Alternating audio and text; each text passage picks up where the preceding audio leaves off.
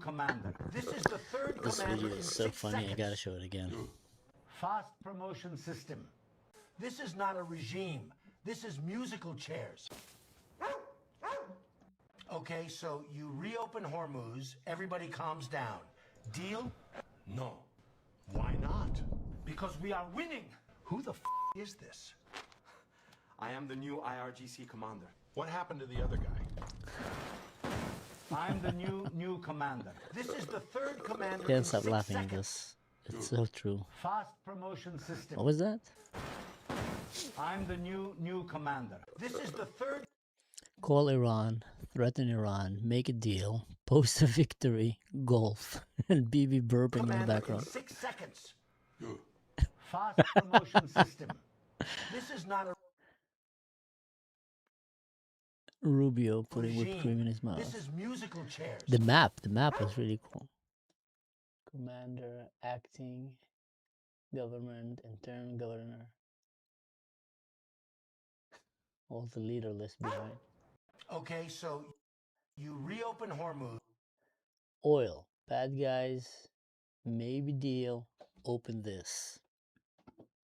Just, it sounds like so true. That's exactly how it is. Sound. Whoop, whoop, whoop. Sound is good, guys, before we start. I love to do this as well. UV, how's it going, man? We're gonna do some you mingles today. See what's on the menu.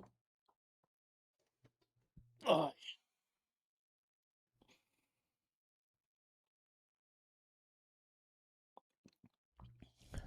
What do you guys think? Sound is good?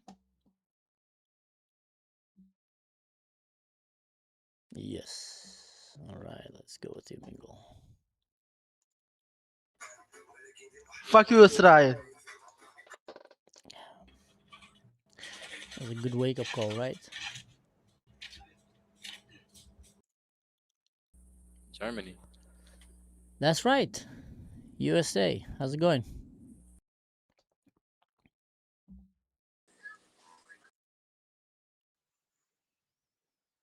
Marhaba. Ew.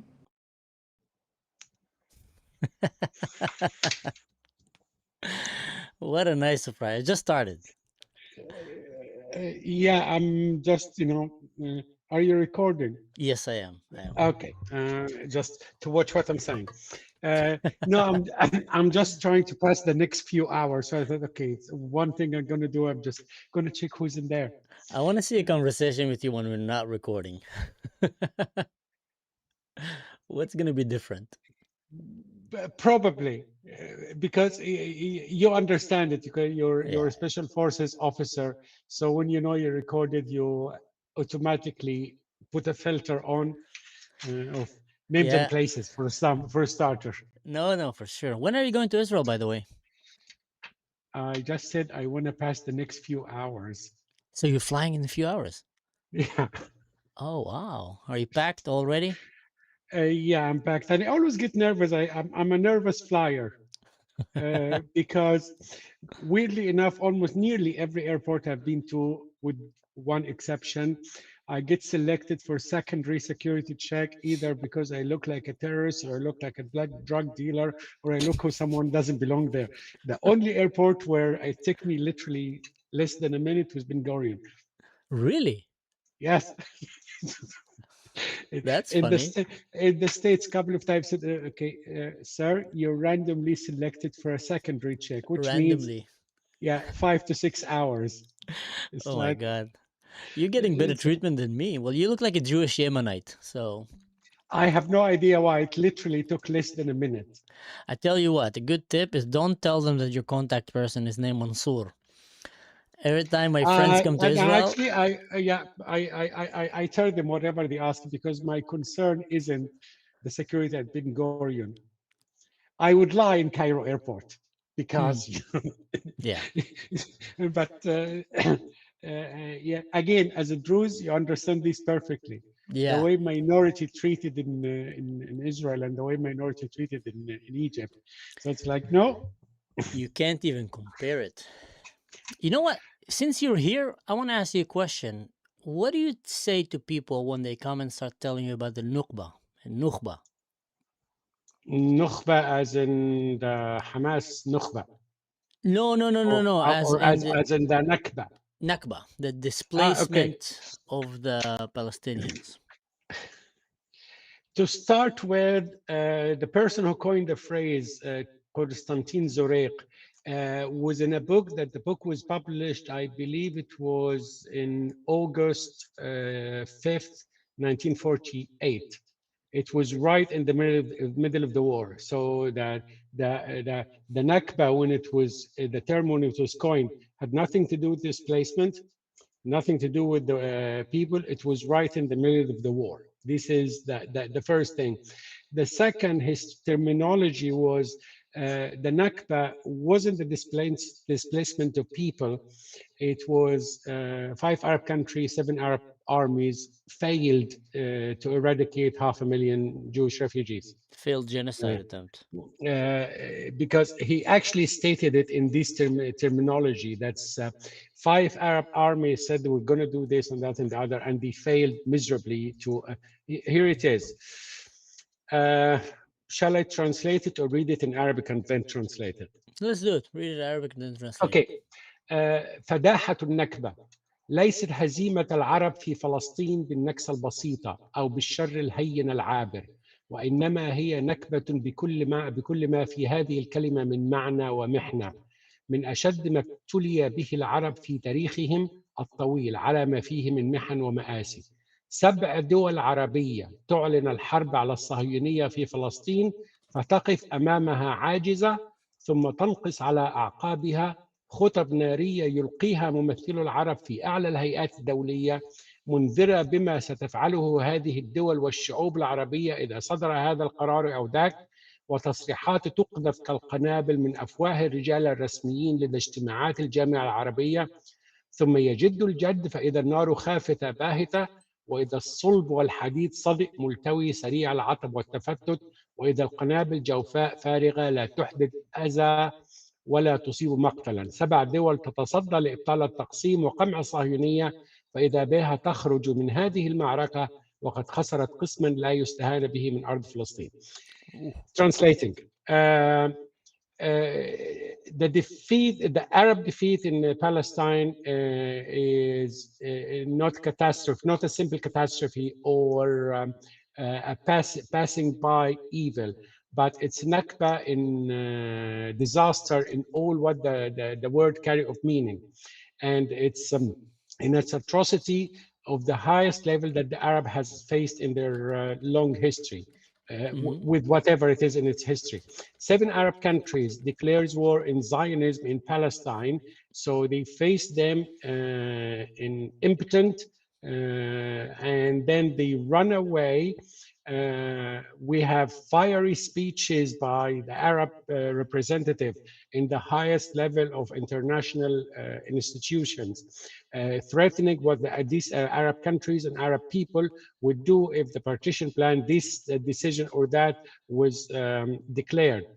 And declarations are thrown like grenades from officials in the Arab League.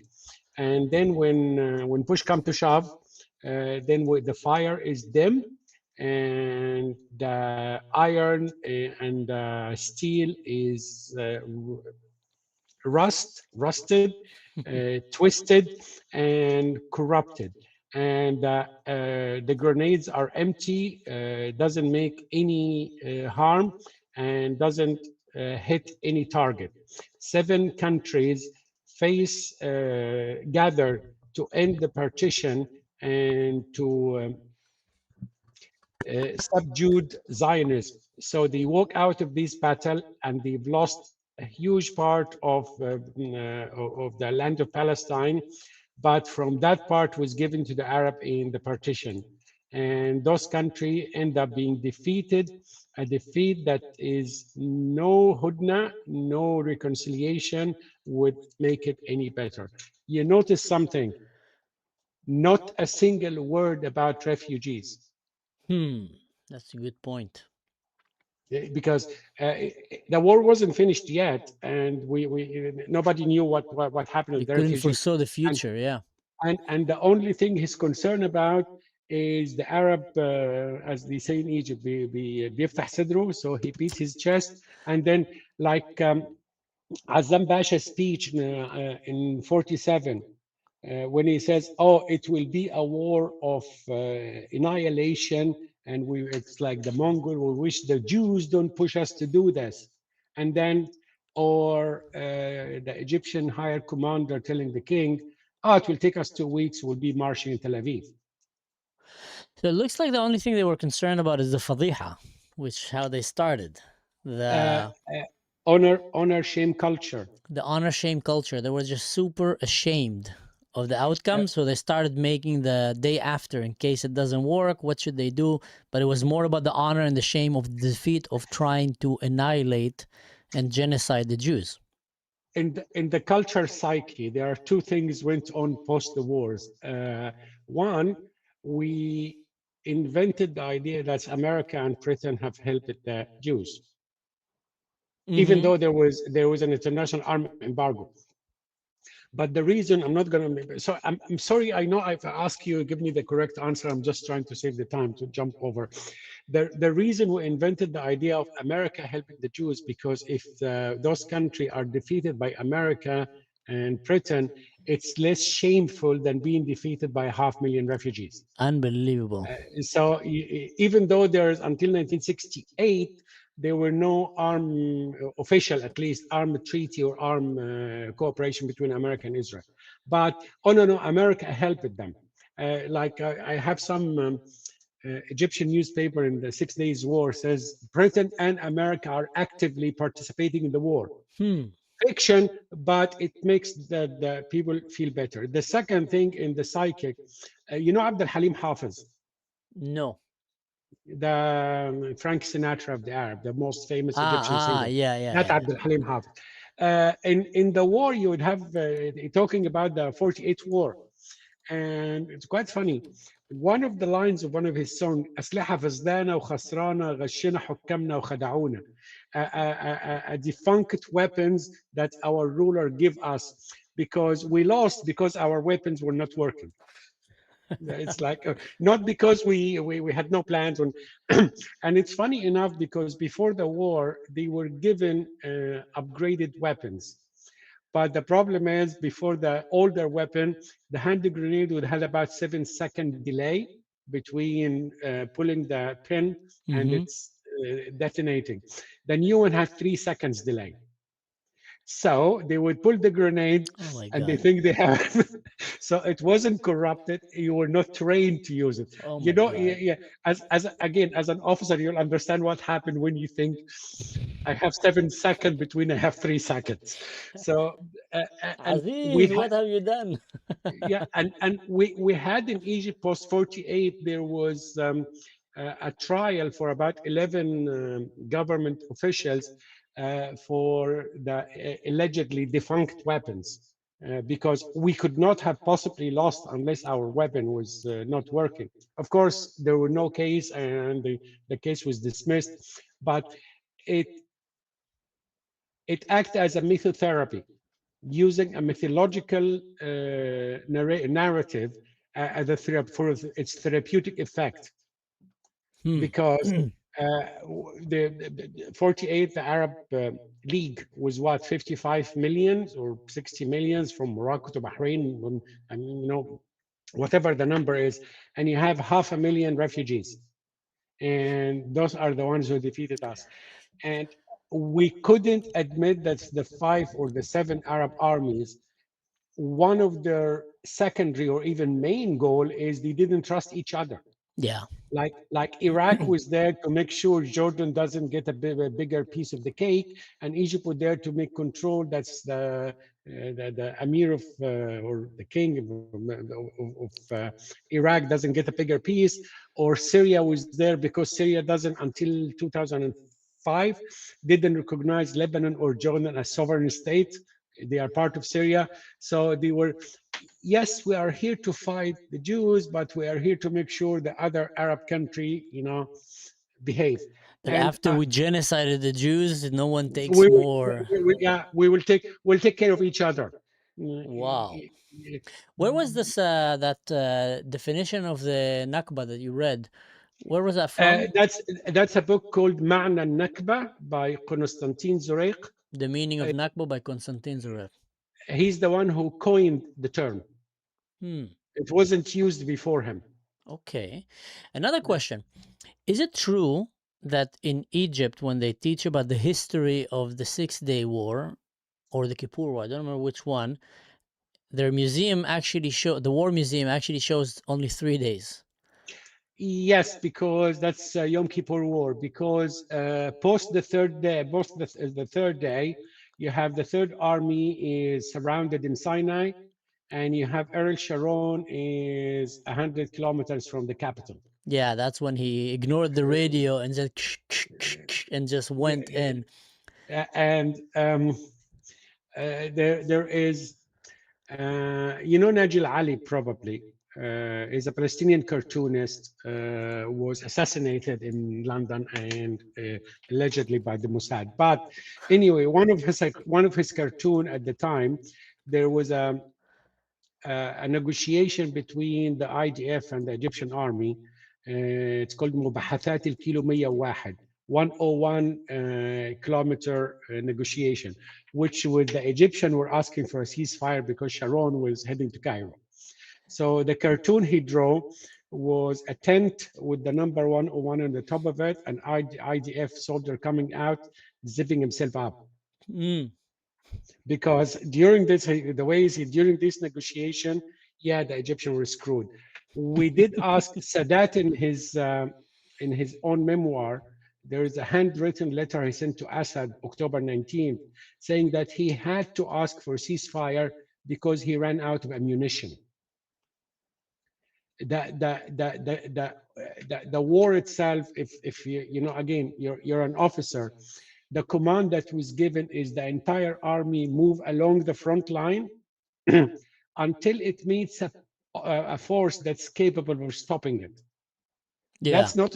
That's not a strategic command, because if you don't meet anyone, would you keep going to Russia?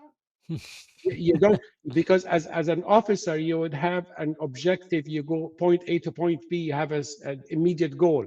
There wasn't one. He was telling Ahmed Ismail Ali, move across the line, which makes that war is a political situation movement, not an actual military war. Yeah, there was not a defined goals that you will have in a war, which is conquer this hill, take out this town, hold this position, etc. It was mostly precisely. It was like the October 7 kind of command, which is just break into Israel, and once you're in, kill as many as you can, reach as far as you can, and hope that other will join. Yeah, I do believe it's a little different. I think Sadat wanted, because he was giving up on the whole Arab cause. I do believe he wanted to have a negotiation, but he, have a negotiation before the Yom Kippur War of a peace treaty. Why Israel would negotiate? You already have Sinai, and so he started this as a war of removing the needle politically, because within very short time for an Arab to declare, I will visit Jerusalem. Yeah, that's very interesting. Yeah, because Sadat movement from 70 to 73 was eradicating anything Nasser did. He did the stupid mistake by releasing Islamists and Muslim Brotherhood from jail and arming them, so ended up killing him. But I do believe he wanted to have a peace treaty, but I need a reason for it. So the war started in order to, we are now in the middle of a war. Can we talk? Can we have negotiation? And that's the non-comparison with October 7, because October 7, the goal was not let's sit around the table and have negotiation. The goal, as you precisely stated it, let's go in and kill as many Jews as we possibly can. Wow. So that was, how can we move this situation? because it was October 73. By early spring 74, he was saying, I'll go to Jerusalem.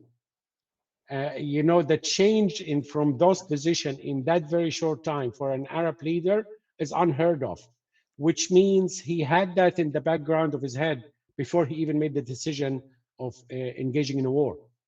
So I think it was all about his name and shame. Or about his legacy, as Legacy, yeah. because he was presenting himself in Egyptian psyche, كقائد الحرب والسلام, Yeah. the leader of war and peace. He was, Sadat knew how to actually made a public persona.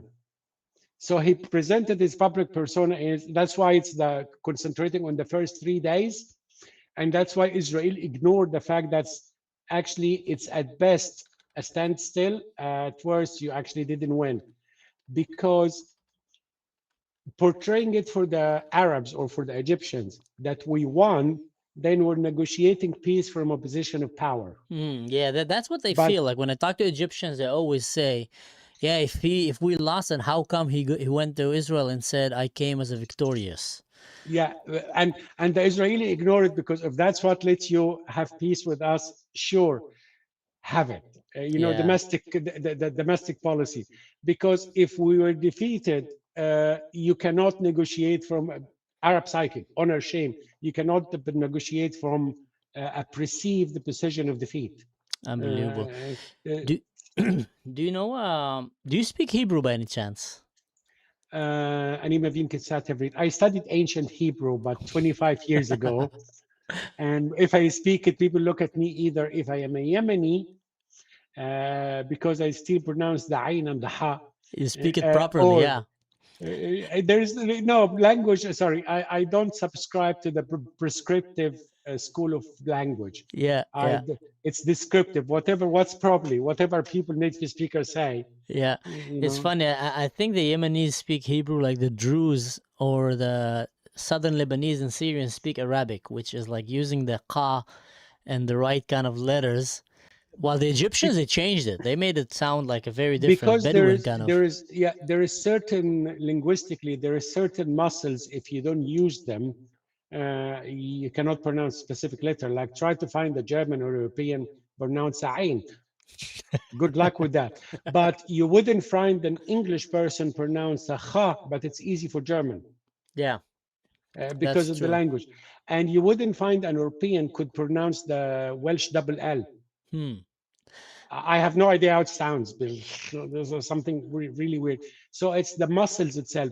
So Jewish in diaspora in Indo-European speaking countries, there over a couple of millennia, their vocal cord no longer used for certain letter. Ayn, Sad, Ha. So that's why it's always Hamas, not Hamas. Yeah. Because it's the Ha comes easier to you. And the same thing with Egyptian. Certain letters in Arabic we completely obliterate. Good luck to trying to find Egyptian saying the Jim. We often it's Jim. Dean, yeah, the reason I'm asking is because people in the comments here are saying that I should invite you to our Shishi Druzi podcast. Me and Khalifa. Someone told me that exactly that same sentence yesterday. Oh, we would love to have you there. The only thing is we do it in Hebrew, but we can make an exception and do it in Arabic, if you're comfortable with that. Would love to in Arabic and English. So no, Khalifa, he's an Israeli shepherd who studied economy and history of the Middle East, and now he's a host in a new news channel in Israel, channel 16, I think, or 12, I don't remember. But we have our own podcast in Hebrew every Friday that we do. It will be fascinating having you there. You can tell him I drink a lot of coffee. I'm there in the next 2 weeks, so invite me for coffee. I will tell him. By the way, are you interested? I mean, I won't be in Israel, unfortunately. Otherwise, I would come and meet you myself. But while you're there, will you be interested to go on a podcast and speak physically? I have absolutely no idea what I'm doing there. Fair enough. Because when I do, I don't like There's some people who have their itinerary down to the minute. Yeah, not me. Not me. I go off the cuff. The only thing I know when I land, when I leave. What's in between? Yeah. Let it roll. I have no idea. I say the best advice if you travel like that is make sure that the first day or two and the last day or two are planned, and then in between. So when you land, you don't need to look where to go, stuff like that. Just I know where I'm not. Actually, when I land, I'm going to do one thing and one thing only. Text a friend of ours. I landed. nice. Yusuf. Ah, wow, So, and the rest of it is just, let it roll. wow. Yusuf, he lives in Tel Aviv or in Jerusalem? I don't remember. I didn't ask. Okay, fair enough. Wow. Because one of the most rock solid security measure is I don't know. Yeah. It's like No one can hold you accountable for I don't know or I don't remember. That's a very good tip when you go to court. No one can hold I don't remember against you. Yeah, I know. I don't remember. There is ways to dig in your memory, but there is nothing, nothing to dig for. During my interrogation within by Egyptian state security, I get asked several questions. I said, okay, I knew I'm going to be arrested at some point, and I knew you're going to be asking me question about other people. So I refused to know their name. I was asking about other Christians upstate in our church. I said, so I refused to know their names. So I really don't have any names to give you. So Why were you interrogated? I was arrested and spent a year in Egyptian jail for becoming a Christian. A year for becoming a Christian? Oh, you didn't know that? What? I don't remember that we talked about it. Wait. So, I don't know if I did because I probably don't talk about it often, but I was saying it now because it was related to something else. They literally arrested you for the allegation of becoming a Christian. They didn't literally, but my dad reported me and then they arrested me. What did he report? That you converted from Islam? And that I'm reading the Bible and then I go to church and stuff 1 like that. year in an Egyptian jail. It was administrative detention, not a charge. I was going for a trial for blasphemy, because in Egyptian legal system, there's absolutely fascinating. You have two things going on at the same time. One, freedom of religion is guaranteed constitutionally. By the constitution, anybody can believe anything.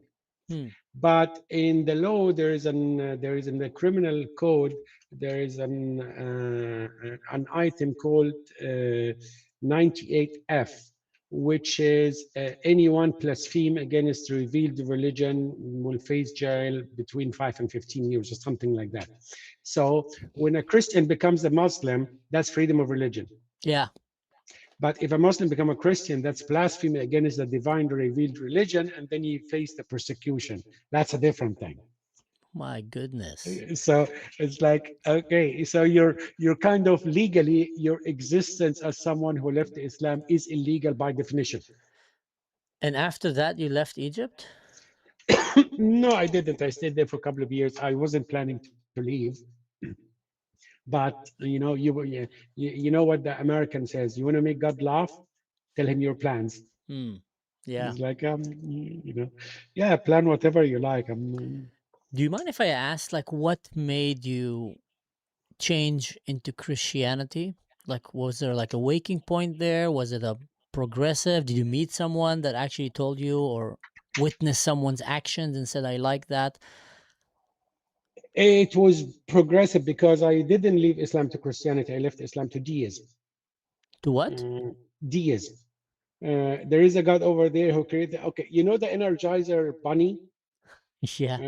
Okay, so in deism, God acts as the battery. And you just stick the battery there and it keeps going, but he has nothing to do.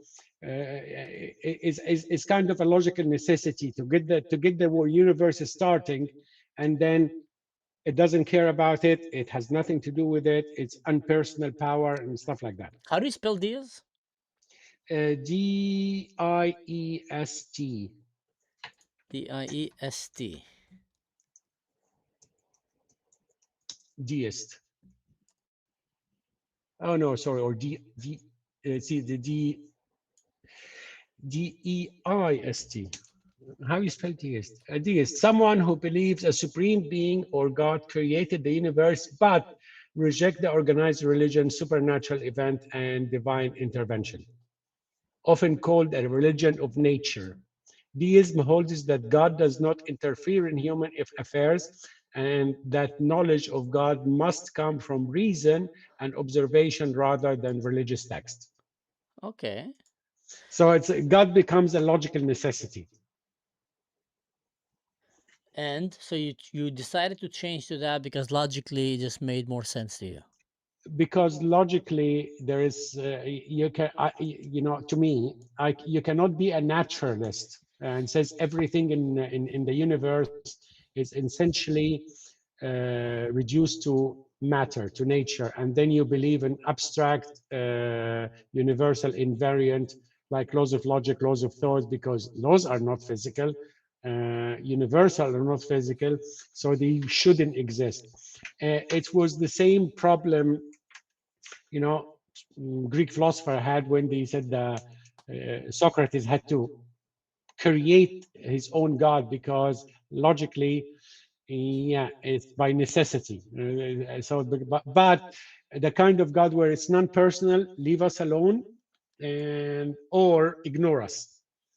So, and then it took a few years after that, and it was a longer process of reading and thinking. It was not the road to Damascus conversion, because during that time I was on drugs as well. So if I got this kind of road to Damascus miracle and stuff like this, I would think the stuff, whatever stash I had this week was just too good, or hallucinating or something like that. You remind me the road to Emmaus. You heard about that part where Jesus walks with the two? I would have loved to read what he actually said to them, but we don't have it.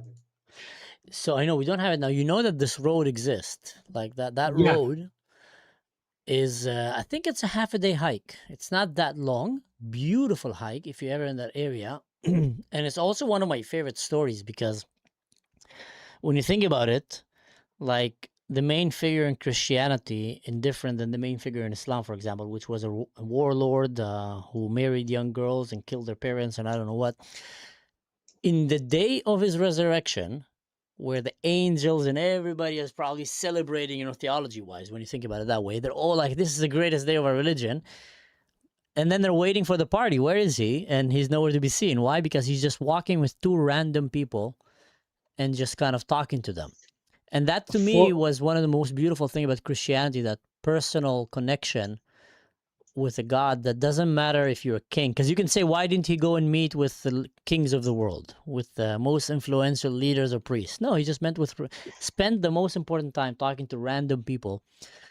And I love that. That was a beautiful part in my eyes. That story for some time actually confused me or caused me a question, because how on earth they couldn't recognize him?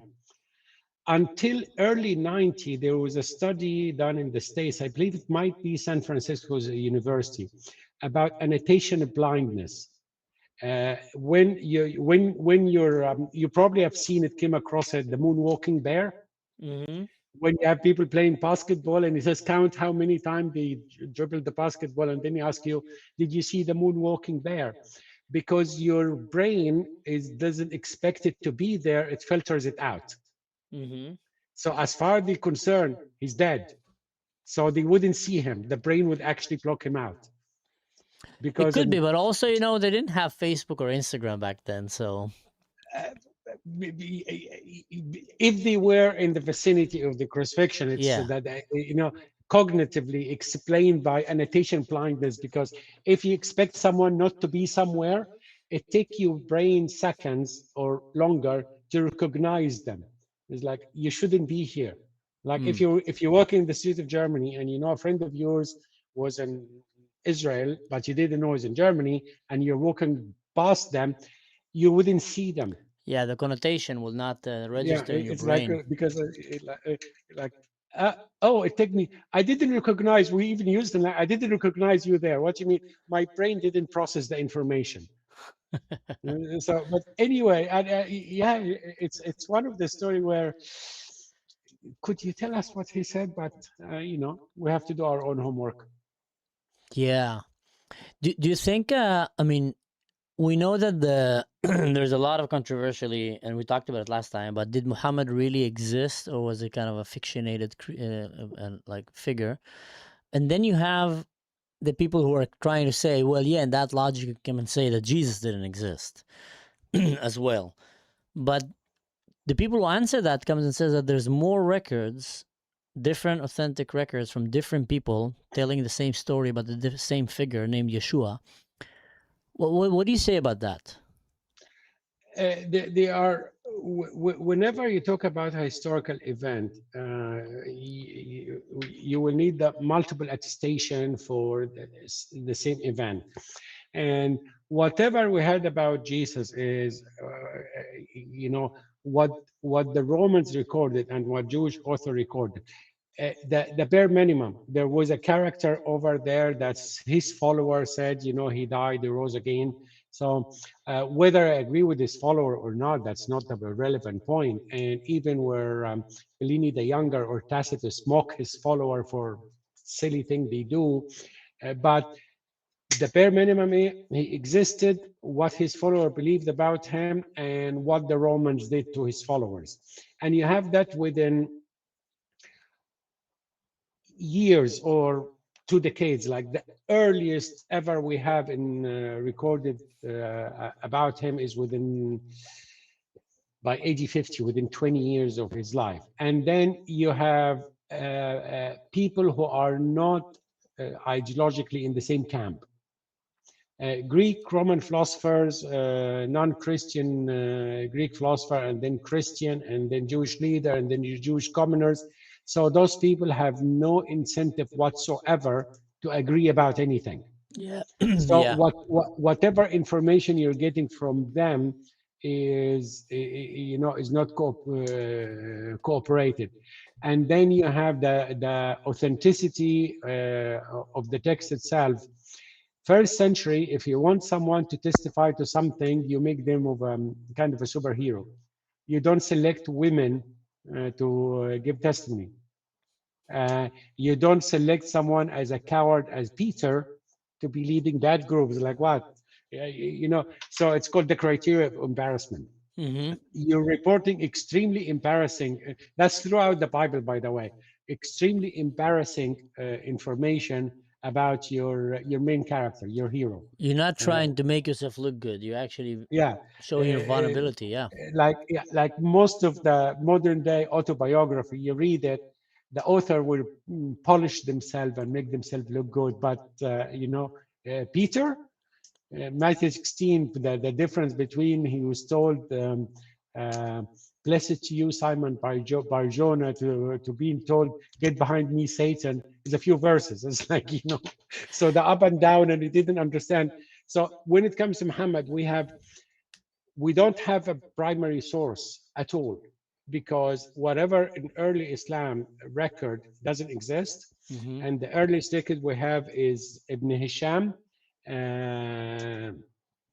that is over 160 years, and we even don't have the Ibn Ishaq one. We have Ibn Hisham record of it. Then you have 200 years later, and it's the record we have. And what happened during these 200 years? Before he was buried, there were already a conflict of who's going to lead the new community or the community. Yeah. So you have a 200 years of religious and political conflict where religious is used as a political tool. So what exactly happened during those 200 years? Good luck. And then you have the extremely suspicious ideas where, like someone like Abu Huraira, according to Islamic sources, he followed Muhammad for 18 months. Okay.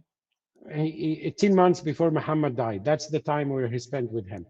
And according to hadith, he narrated 5,000 hadith in 18 months. So You know, You must have had a production company. you would actually need a statistically, you would need one every 20 minutes. Yeah. You must have had a big that- production that's- company. Yeah, that's if you're him 24 hours. Yeah. And you just so which the most logical conclusion is there is some he was prolific author or narrator, but there is a lot of people wrote stuff and said he said it, but he actually didn't. So the corpse itself is not really trustworthy. And then you come to what they say is trustworthy, like Bukhari. Mm-hmm. He has about 2,000 unrepeated hadith. He has about 4,000 with a similar narration, 7,000 with the repeated one. Let's assume there are 7,000. He collected those 7,000 authentic, according to Muslims, out of 600,000. The 600,000 he considered non-authentic. So the level of non-authenticity is over 99.9% or something like that. Wow. What makes Bukhari a reliable hadith source? Like what was different about him? It's not really. It's a commercial, again, sales car, the second-hand sales car person. They said the method he used to make sure that the narrators are trustworthy and things like this. But if you want to be critical, he's not really, because he does things where undermine the entire collection. For example, he used something called the tadlis al-rijal, the ambiguity of the narrator. If there is a chain of narration and there is one guy in the middle who is not trustworthy, he drops him. It smoothes down the chain and you don't know who's in the middle. He used he used multiple names for the same narrator. Like he says, حدثنا عبد الله ابن أبو عبد الله حدثنا عبد الله ابن أبي داود حدثنا عبد الله السجستاني. Those three people are one person. The problem is if you drop one of them for lying, you still have the other two, unless you know they are one person. And then he whitewash or he edit the text itself. Like there is a phrase he used about 100 times. A phrase is كذا وكذا. So and so or such and such. And you don't know what's in that place, such and such. Like there is one narration, it says someone came to Abdullah ibn Umar and says, oh, did you hear what Ibn Mas'ud says? He says such and such. And then Abdullah ibn Umar said, yeah, we were told so. We say as we were told. By the way, I know you didn't understand anything because that's exactly how the Arabic says. I'll quote it in Arabic and then explain what it means. It says, إن أخاك ابن مسعود يقول كذا وكذا فقال قيل لنا فقولوا فقلنا كما يقال لنا. What happened, what was going on, the actual, when you go to other narrator. How can you take that seriously? How can you take that seriously? Because what was whitewashed, what was edited is extremely significant. Someone came to Ubay ibn Ka'b and says, oh, Ibn Mas'ud says, don't write in the Quran what is not part of the Quran. And he used to remove the first and the last two surahs. This is what Bukhari removed and put instead of that, kada wa kada. So because it's like, what? And then Ubay said, well, we were told to recite those and then we recite them as we're told. When you put in what is the weaker narration states, it makes sense. But Bukhari didn't want it to make sense. He dropped certain things of it. But the other thing is, whatever level of authenticity is it, within Islamic narration, it's the highest level of authenticity. If it fails, everything else fails. If you're a teacher at giving your student a math exam, and the student that scored the highest grade failed, what happened to the one with the lower grade? Everyone failed. So if you reject Bukhari, then everything else, it hangs on the balance, goes with. Do you think that when they wrote the Quran and the story of Islam, they were trying to imitate Christianity and the New Testament with different books of the disciples, the Acts, where there's different people who tell the same story through different angles, and that give it authenticity. Because then you have suddenly a doctor, a taxer, a fisherman that walked No, around him, and they all told the story. Do you think they were trying to imitate that to add some accountability? I don't think so, because according to them, Muhammad was acting as a tape recorder. He has no, like in the whole of the Bible, we don't believe or verbal revelation. The author fingerprint as an author exists. The author of the Psalms was a poet. Job is poetry. The book of Amos, the guy was a shepherd and he's brutal. So when you read it, there is a different style for different authors. Paul was a philosopher, so on. According to Muslim, Muhammad was dictated verbatim. Every single word was uncreated, eternal. So any of these, the Sahih al-Bukhari or Sahih al-Muslim or Sunnah Abu Dawud and, all the other ones, were any of them considered to be human figures who walked beside him and just took notes? None of them took notes. They were all working from memory. But they were considered to be walking around him when that happened? Surah Nabawiyah, he had about 100,000, according to Muslim historian. He had about 100,000 companions. So some of them heard a single sentence he said, so it was narrated. Some of them heard more, so it depends on who heard what. This is so unreliable. And the problem is you get the same text of the same incidents reported by different people using different wording. But they tried to sort it, and they came up the most authentic within Islam is what called muttafaq alayh, agreed upon, which is what Bukhari and Muslim both had in common. But the problem is, and then when you come to Sunni Shia refuse the entire Sunni collection, all of it, and because it's written by non-Muslims, they don't consider any of those people to be Muslim. And the Sunni reject Al-Kafi, Bihar al-Anwar, and the entire Shia collection. So when you have people saying Islam says A, which Islam, and B, what is the level of authenticity in either one? Crazy. And whichever collection you're going to go to, it was accused by one of the scholars of fabrication, whether it's Bukhari or Muslim or anyone else. Someone was accused them of fabrication, which is called tadlis. There's a form of it, tadlis al-rijal, when you drop a person from a narration. Tadlis al-shuyukh, when you tell different people, one person with different names. Tadlis al-matn, when you edit the text itself. So every single person is accused of one form of this fabrication, including Bukhari and Muslim. That is so unreliable as sources. That's crazy. Someone is asking here, Shai Gadol. By the way, you have hi from Avihu Unfiltered.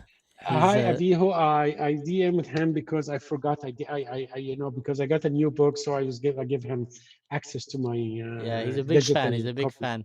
I love Avihu. Shai Hagadol is asking, is it true that in Islam they say that a goat ate part of the Quran? Yes, Aisha said that. Why? Why come up with a cat ate my homework? Why come up with that excuse? Because she was saying, okay, the longer story, there is someone came to Muhammad at some point. When Muhammad banned adoption. That's an interesting story. So someone came to him and says, okay, we have this guy called Salim Mawla Abi Hudayfa. We have this guy who adopted him. So he used to come and goes, and I don't wear a veil when he's at the house. So what can we do? We can't project him. It will be very inconvenient. He grew up as our son, but now he said he's not. Then Muhammad told Abu Hudayfa's wife to breastfeed him. And she said, he's a bearded grown man. Said, yeah, I know. So she breastfed him, fed him, now he became her son.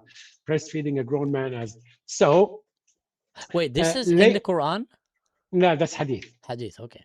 So later on, there was a kind of a conflict. Was that a universal ruling, or that was a specific case for Salim Mawla Abi Hudayfa, for that servant?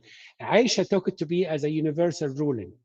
So whenever she wanted some men to come and meet with her without the veil, she would ask her nieces to breastfeed them, so they become her nieces as well. So now she's not haram, and she will come to them.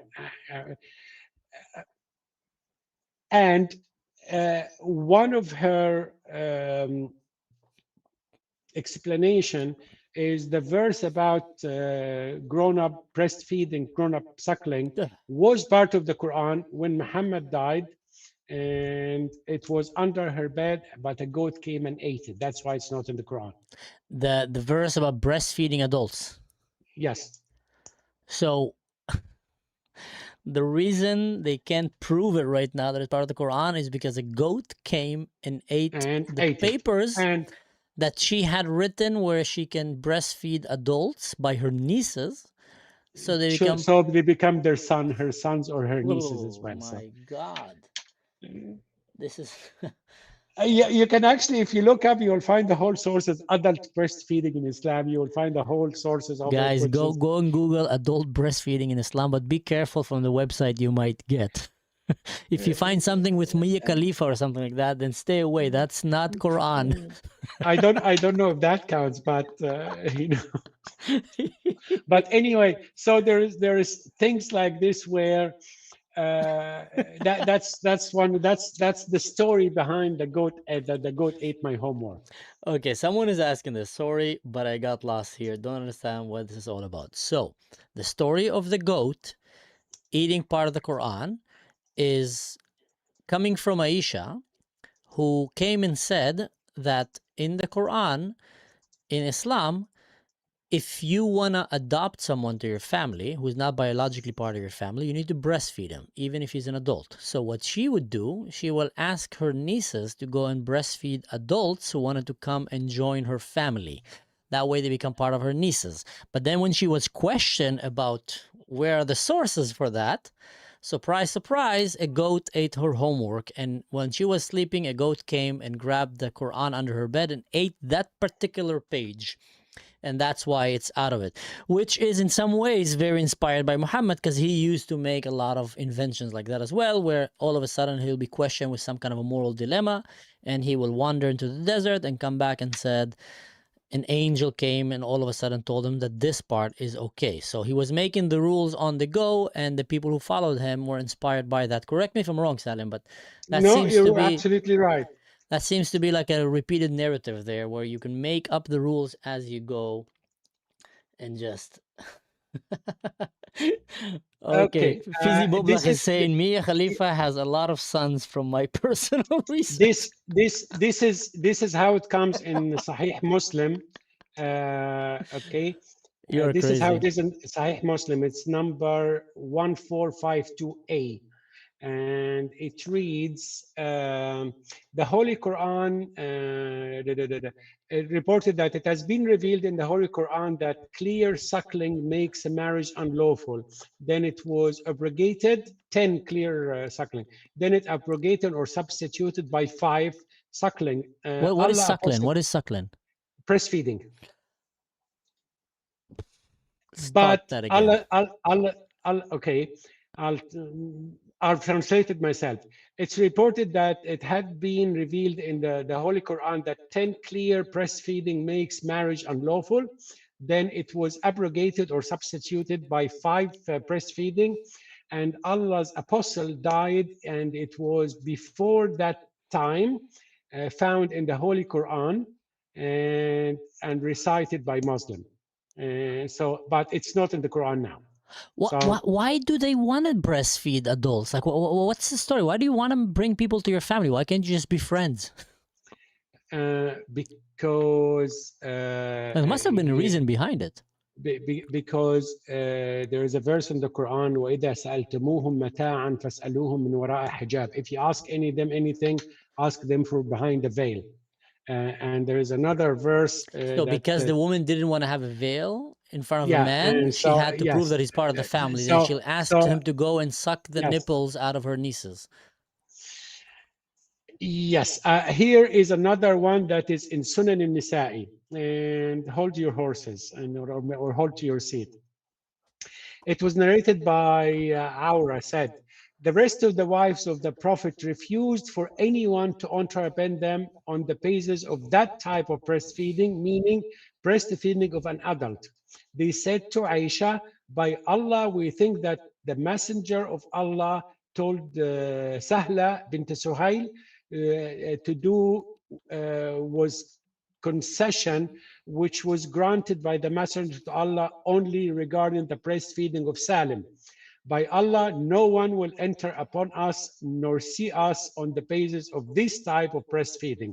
This is in Sunan al-Nisa'i 3324. Because Aisha used to get people to see her based on a grown-up man being breastfed. I'm looking for What the goat the one. heck? Someone is saying here, you Hamiri says it's called Homelander syndrome. That is epic. I don't know if you watched The Boys.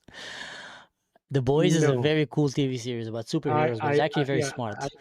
I don't have TV. I haven't had TV for 10 years. Good, me too, me too. I watch it, but unfortunately I watch it on a tablet. But so over there, the main villain superhero, he's obsessed with breastfeeding from adult women. So Yeah, there are so many of them. I don't want to get your video banned and be declared mature or something. But anyway, that's the reason behind it. Because you know the question you would always have to ask is the whole canceling adoption and stuff like this. I was just about to answer because a view here is asking, maybe that's about that. Is there a story of a woman who was ashamed of her adopted son and asked Muhammad what to do, and then it brought a lot of controversy? That's the one we're talking about. Not ashamed. It was Sahla bint Suhail, because what happened is, repeat. He just came a little bit late. When Muhammad banned or canceled adoption, so your adopted children are no longer your children; they are strangers. So this woman had Sahla bint Suhail, she had an adopted son called Salim. And she said, okay, before you banned adoption, he used to be, I consider him my son. But now you said he's not my son and I have to veil before him. Yeah. What can I do? Then he said, breastfeed him. Yeah, but why? He's why a grown was man. Go on, it's a grown man. Who cares? crying out loud? But why was Muhammad about to ban adoption? What was the problem that he saw with adoption, which most religion will see as a great thing? I'll tell you the story and you make up of it whatever you like. He had an adopted son, Zaid, and Zaid was married to Zainab. And one day Muhammad went to his house and Zaid wasn't there, and Zainab was wearing something like light or silky Muhammad, dress, a beautiful young like woman. that. Okay. And Muhammad said, according to their sources, Subhana muqallib al-qulub, praise him who changed the hearts. And then Zaid, by the way, is the only one of his companions. His name is in the Quran, the only one. And then the verse came later in the Quran, says فَلَمَّا قَضَى زَيْدٌ مِنْهَا وَطَرًا زَوَّجْنَاكَهَا لكي لا يكون على المؤمنين حرجا في أدعيائهم. And when Zayd had his desire of her, we married you to her, so the believers would have no shame of their adopted children. So he canceled the adoption by marrying his adopted son's wife. So he did that so he can sleep with his adopted son's wife? Sorry, that's the question I'm not going to answer, because you have one of two options. Either he canceled the adoption to marry his adopted son's wife, or he married his adopted son's wife to cancel the adoption. I said, you take whatever conclusion you like. I have my own. So whatever conclusion, one can come and say, because he wanted to have sex, he made it very difficult for adoptions in Islam. Adoption, and it's not difficult. It's not allowed. It's not so it's forbidden completely Yeah. because of that Uh, verse, because till- of that till story where he today. saw a young Because- woman naked or semi-naked and he wanted to sleep with her, and he had a moral dilemma because she was the wife of his adopted son.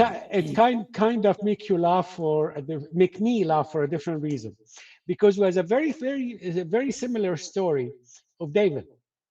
Yeah. But we said David sinned, repented, and he did something wrong, and we have no problem saying David did something wrong. Mhm. What Muhammad did, instead of going the David way, being a sinner, oh no, he doesn't sin, so he canceled the adoption, mess up the whole legal system for everybody else, because I didn't do anything wrong. Like, Wow. okay, so But doesn't that show us a clear picture of the fruit of these religions until today? One of the best thing about Judaism is that they always have critical thinking, and they're always trying to see how can they learn from their mistakes, and that's why they're always moving forward. While in Islam we see that they're just too proud to acknowledge mistakes, so they always makes excuses, and all of a sudden what this man did is great. And then you have spiritual leaders like Nasrallah, who is a known drug dealer, but all of a sudden that's okay. That's okay to be a drug dealer. yeah, I was reading a book. It's really funny, and it's online. If you can get a copy, read it. You'll laugh your head off. It's called The Little Green Book by Ayatollah Khomeini. It's a collection of his fatwa, and one of the fatwa was beer and alcohol is impure, but opium and hashish are pure. Here we go. It's like, okay, so Because that gives them anyway, money. Yeah. I found the hadith. It's in Sunan Abi Dawood number 2061. It's a little bit long, and actually you would probably like it. Aisha, wife of the Prophet, and Salama said, Abu Hudayfa ibn Utbah ibn Rabi'a and Abd Shams ibn Salam, and married, and his son had married to his niece Hind, daughter of Al-Walid ibn Utbah. In pre-Islamic days, when anyone adopted a man as his son, the people called him by his name, and he was given to the share of inheritance. Allah, the Exalted, revealed upon this matter, called them by the name of their fathers, that is just in the sight of Allah. And if you know not their father, then your brothers in the faith. A man whose father was not known remained under the protection of someone considered a brother in faith. Sahla, daughter of Suhail ibn Umair, came and then said to Apostle of Allah, we used to consider Salim son. He dwelled with me and Abu Hudayfa in the same house, and he saw me in the short clothes, but Allah, the Exalted, has revealed about them what you know. Then what is your opinion about him? The Prophet said, give him your breast feed. She gave him 5 breastfeed. He 5. then became 5, then became like her foster son. Hence, Aisha, Allah be pleased with her, used to ask the daughters of her sisters and the daughters of her brothers to give him breastfeed 5 times, whom Aisha wanted to see and who wanted to visit her. Though he might be of age, meaning a grown man, he then visited her, but Salama and the other wives of the Prophet refused to allow anyone to visit them on the basis of such breastfeeding unless one has given the breastfeeding during infancy. They told Aisha, by Allah, we don't know whether that was a special concession granted by the Prophet to Salim, exclusive, or it's exclusive for all people. Again, the number is Sunan Abi Dawood 2061. It's in sunnah.com. Someone is saying, boy, this life proves learning can be fun. Stop watching me, Khalifa Fizi.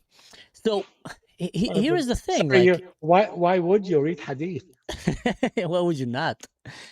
And now, here's the thing. Like, can someone right now imagine if you walk into the house of a Christian pastor and you are the adopted son, of a wife that he just married. His previous wife died, he married the new one, he adopted son, and she tells him, listen, he lives with me in the house. Of course, I don't need to cover myself in the house when I'm doing the dishes, walking in the house. I don't need to be like a ninja completely.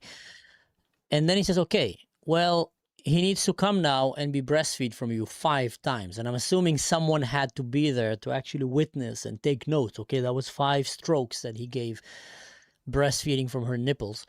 And then they come with a better idea. Instead of always just doing it for her, because sometimes she's tired, he can also go to her sister's daughters. It's not mentioned the age there, so it just means that once they become... No, it says they are mature. They are... But mature grown. in Islam They are is not- what, the age of 9? But they are not kids. They are not infant. They're not infant, but it means that they could be from the age of 9. In the story 12. of in the story of Salim, and the woman said he's a grown man with a beard. So mature, grown bearded man. So that's how mature. Whatever people at age of 12 have grown beard, sure, go with that. No, but I'm talking about the woman, the niece that can breastfeed him. Does it say how old she needs to be? No, but I'm assuming that she already have given birth, because you can't breastfeed unless it's biology. Women don't produce they don't lactate unless they are actually have given birth. All right. So someone comes to your house and you want him to feel comfortable in your house, and you want your wife to be walking right now freely in the house, you will ask him to go and breastfeed from your nieces. And then There was a huge controversy in Egypt several years ago, how where can this be adaptive with like Western values? some scholar that can be done in a modern office environment, because men and women are working in the same office. So if you breastfeed your co-worker, he's no longer your co-worker, he's your son. They were talking about that. Oh yeah, it was like a few years back in Egypt. Ugh. And it's like, but Aisha did it. So if you say Aisha was wrong, that's, That's the discussions they're having. Oh my God. This episode became very interesting. Okay, I found it. It's in Sunan Ibn Majah 1944. The verse of stoning and the breastfeeding an adult 10 times was revealed, and the paper was with me under my pillow.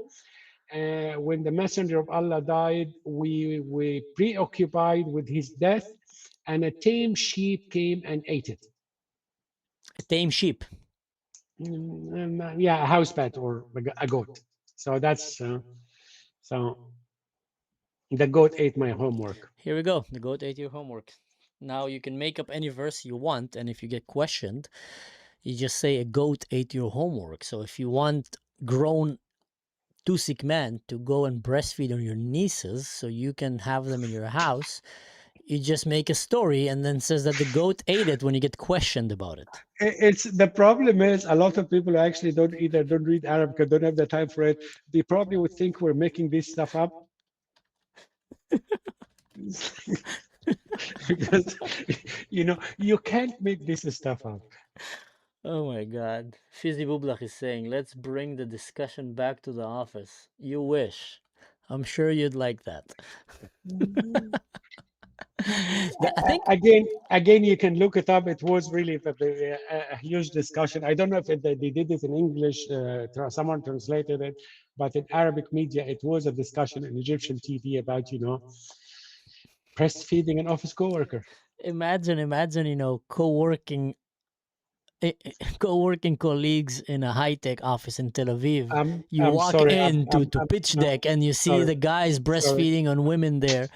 No, I can't imagine that. Guys, what are you doing? No, we're being feminist. We want the women here to feel comfortable, so they don't need to wear a hijab. So all men, if one of you doesn't, there's like peer pressure. If one of you doesn't go and breastfeed 5 times for one of these girls here, then all these women must wear a hijab all the time. It's just fair. That's like the conversation. This is like what we're talking about right now. Oh, so that's what Bill Clinton was doing. Yeah, he was a Muslim. Oh man, and then people get angry at the Epstein Island, which they should, but I mean, come on, guys. Come on. There's like an Epstein Island happening on steroids in Iran and in Syria and in Egypt. Yeah, and it happened for eternity. Yeah. Because you know, Arabic linguistically, there is a different terminology used for people's age, like sabi, ghulam, fata, yafa, and then for the women. And then, so there is صبية, فتاة, and ناهد, كاعب, معصر. So each level has a different age group. Yeah. So when the Quran talks about the Huris in heaven, he calls them وَكَوَاعِبُ أَتْرَابًا. Ka'ib linguistically is 2 stages of maturity before puberty,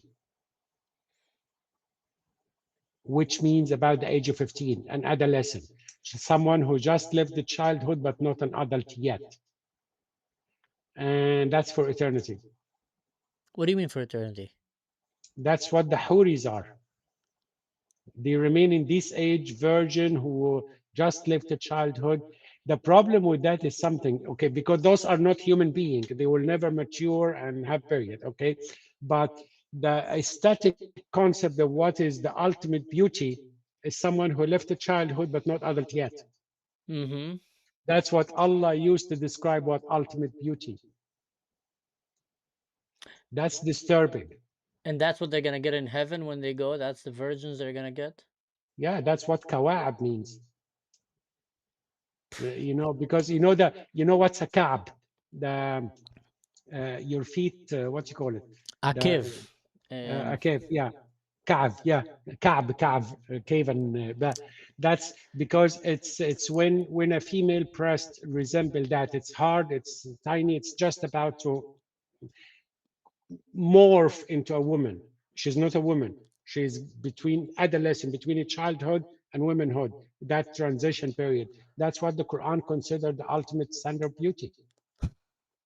Which is like, if someone I know think that's the ultimate standard of beauty, I said the police would like to have a word with you. Yeah, that's exactly what will happen in Western democracies.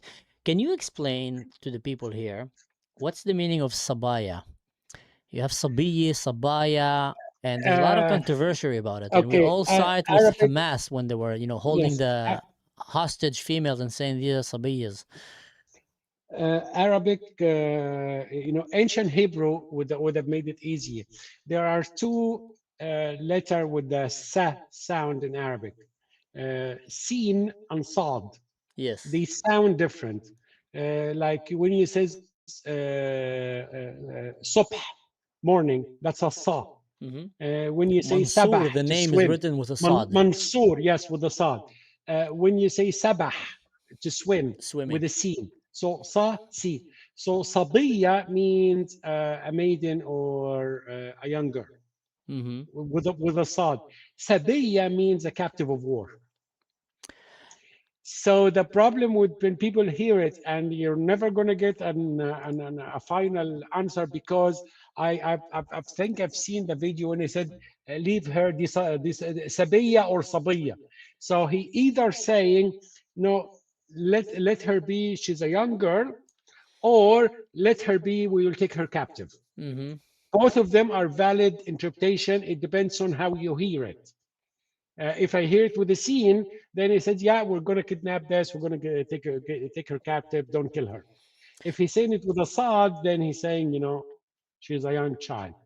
I don't know which one, because of the audio, the quality of the audio and the quality shooting of the around. audio, Yeah. because it's both of them are valid. I cannot definitively say which one he said. No, fair enough. I respect that. But let's dive into that for a second. Why, in Islam, correct me if I'm wrong, if a man marries a woman, consumes her, she's considered a Muslim, right? You're not really asking her. He made her Muslim right now. No, she can remain a Christian. She doesn't have to convert to Islam. So, what's the definition of when she can remain a Christian or not? Why did the term Sabiya came even? No, Sabiya with a Sad means it's an age group. Young woman. Young woman. Sabiya Sabiya. means she's a slave and she has no choice. She becomes free if she gives birth to a child. So there becomes something called Ummahat al-Awlad, a mother of a child. Yeah. So she's not freed for anything she did. She's freed because her child is a Muslim and his mother shouldn't be a slave. Okay. Because he's a Muslim. So she's still the man is property. She's not a Muslim, but she's no longer a slave. He cannot sell her or give her as a gift because, you know, when she's a Sabiya with a sin, she can be given as a gift, she can be sold, she can be traded and all the rest. But if she gives birth to a child, she has not protection, she has a different status. She's not free, but she's not slave. Is that still practiced in the Muslim world? Thanks to Western society, slavery is not practiced in the Muslim world. The last slave market closed in Saudi in 1962. Yes, the open one in Libya in 2017 and one in Sinjar in 2016. Afghanistan, I think. Yeah. But officially, I think the last country that made slavery, criminalized slavery was Mauritania in 2005 or 2007. It's still practiced, but it's illegal. So you think that if it wasn't for Christianity in the Western world, slavery would still be a main thing in Islam? If you have access to Dabiq magazine, which is the ISIS official magazine, see the reasoning behind the Yazidi slave market in Sinjar. Because they said the cancellation of slavery with a Western imposition on our Islamic Ummah. Because having a slave market is part of our faith, and the Orientalists, colonialists, Westerns are the one who canceled slavery in Sudan and in North Africa. Like, when did the slavery end in North Africa? I don't know, like 100 years ago? When the French invaded Algeria. Before that, North Africa were kidnapping American citizens and selling them into slavery. So when was that? That was 1830, 1832, when the French invaded Algeria. Because before 1830, the entire west coast of Europe was depopulated. The North African Barbary pirates went as far as the Cook County in Ireland and took an entire village called Baltimore. They went as far as Iceland. They still today, they celebrate that Barbary attack in Iceland, where they took hundreds of villagers and selling them into slavery. The US was giving 20% of its annual budget as ransom for American citizens slaves. That's within the presidency of George Washington. The US Marine him from the halls of Montezuma to the shores of Tripoli. That's Tripoli, Libya, because they had to fight a war to free American slaves who were selling in slavery in North Africa. And when Jackson and Adams met with the Tripoli ambassador in London, he said, "Why are you doing this to us? We're a young country. We don't have an army. We don't want to go to war against what." He said, "Because it's written in our Quran. You're not Muslims, and if you don't believe in Islam, we either have to kill you or enslave you." And Jefferson wrote that in a letter. Him and Adams sent it back to Washington. Says, "This is who we're dealing with." You know, the whole idea when people say Thomas Jefferson had a Quran, he did have a Quran. Why did he buy it? That's the question. You want to get the Thomas Jefferson Quran because he wanted to know why these people are kidnapping American citizens and selling them in slavery. Because he was told by the Tripoli ambassador, because it's in our Quran. That's when he realized that this is an enemy civilization that want to kill them, enslave them. The question that keeps coming over and over and over and over, where people don't know, Islam idea of expansionism has never stopped. It actually was stopped There's a huge difference between those. By the French invasion to Algeria, by the First and Second Barbary Wars, it was stopped because if the French and the American didn't have the military power to stop it, it would have went on. The Ottoman were at the gates of Vienna. The last time was in the 17th or 18th century. So Western imperialism, horrible, atrocious, and all the rest. But who stopped it? Western period. countries. Yeah. Because if you're talking military power today, imagine if the Islamic world has the military power the West has. Like one of my own personal speculation, okay, this is nothing more but than a speculation. If ever you have one of the big nuclear powers become ruled by Muslim, the first target they will attack would be Islamic countries, not other Western countries, because they can have remove the government, you get the cooperation of the Muslim population, and now we're restoring, the claim would be we're restoring the Khilafah. Yeah. So it will be easier to actually attack North Africa, Middle East, to telling the people we're restoring the Khilafah than attacking another European country. But it's not a question of if, it's probably by now, it's the question of when. When? Because we are marching towards that with open arms, and we're paying for it. That's insane.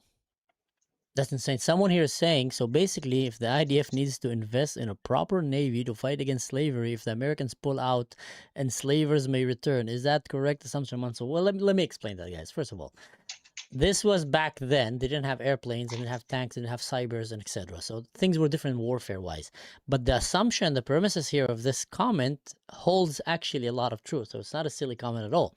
Because you see, if the West will start losing, let's say, and the East will start losing, and Islam will start becoming the dominated force on earth, in my eyes at least, and feel free to correct me, Salim, it's going to be very hard for Muslim countries to stop the decline of Sharia law into bringing slavery and other crimes against humanity, because this is very foundation basic of Islam.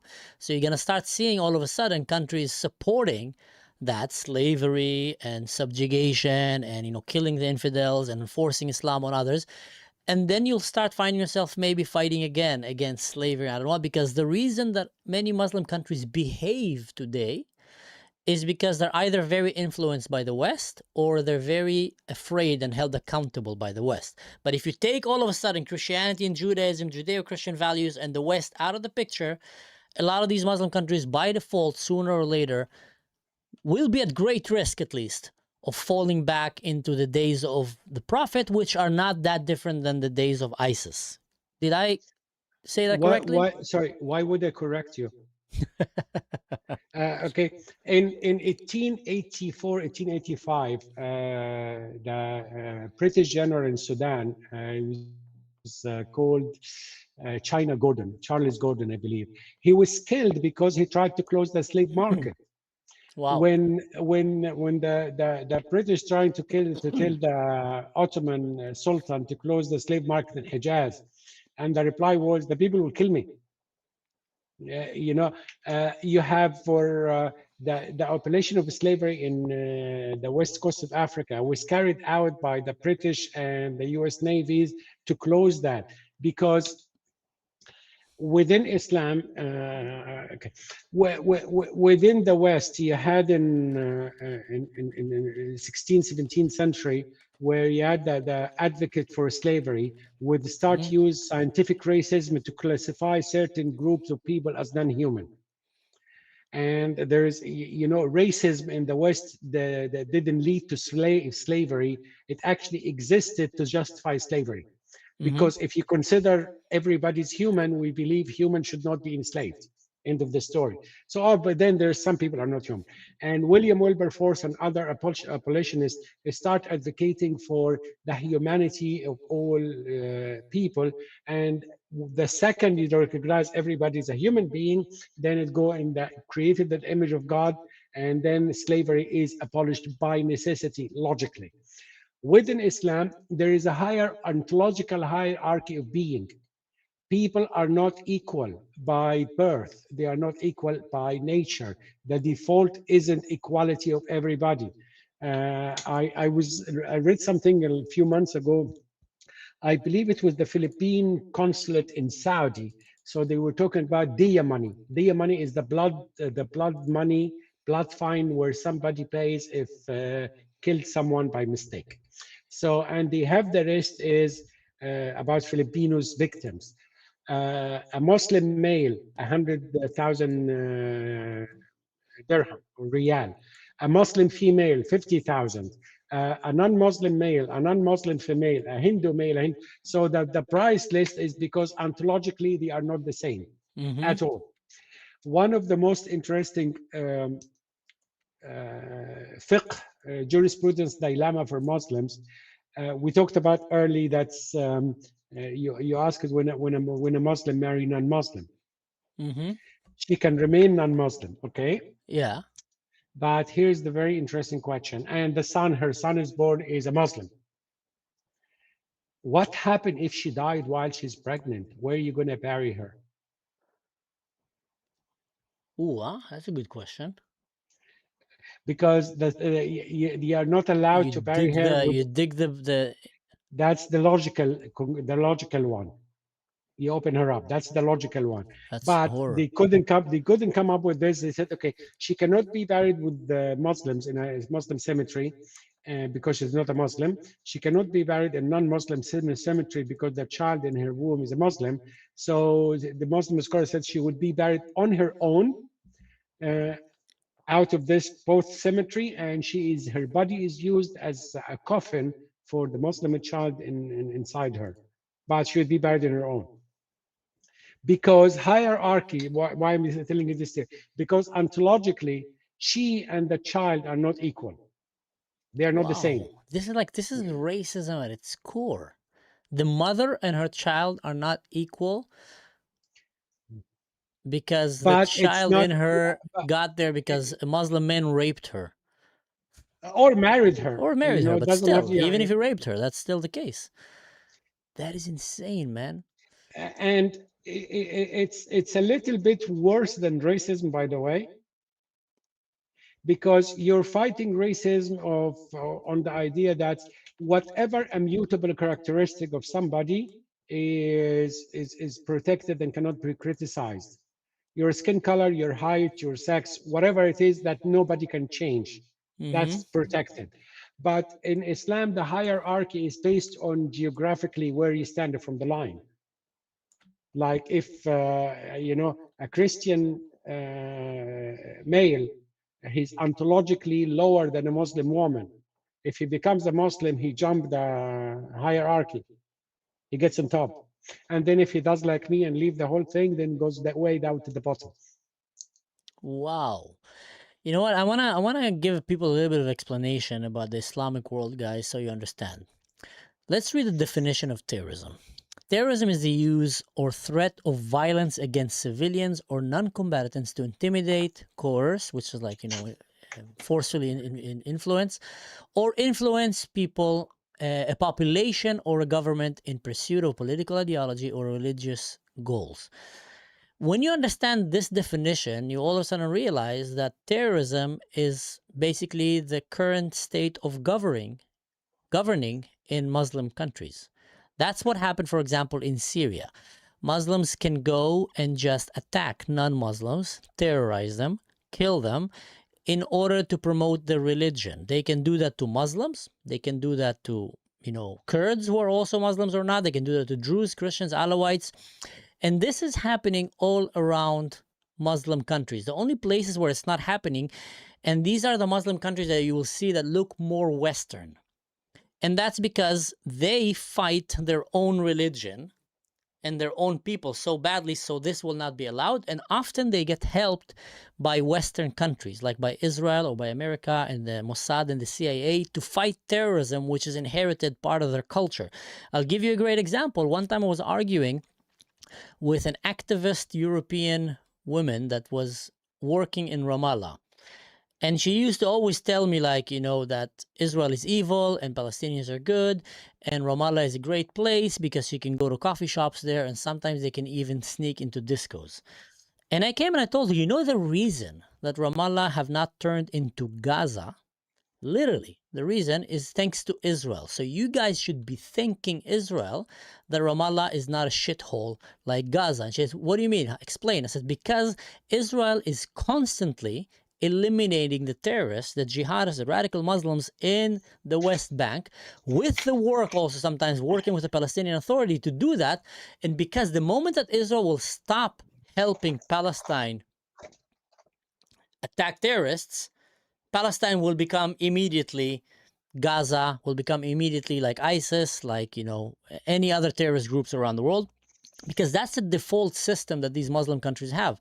Whenever they don't have a strong leadership that goes and fight against their own terrorism that is part of their religion, they will end up most of the time falling into violence, because the religion itself is just a very violent religion. What do you think about that, Salim?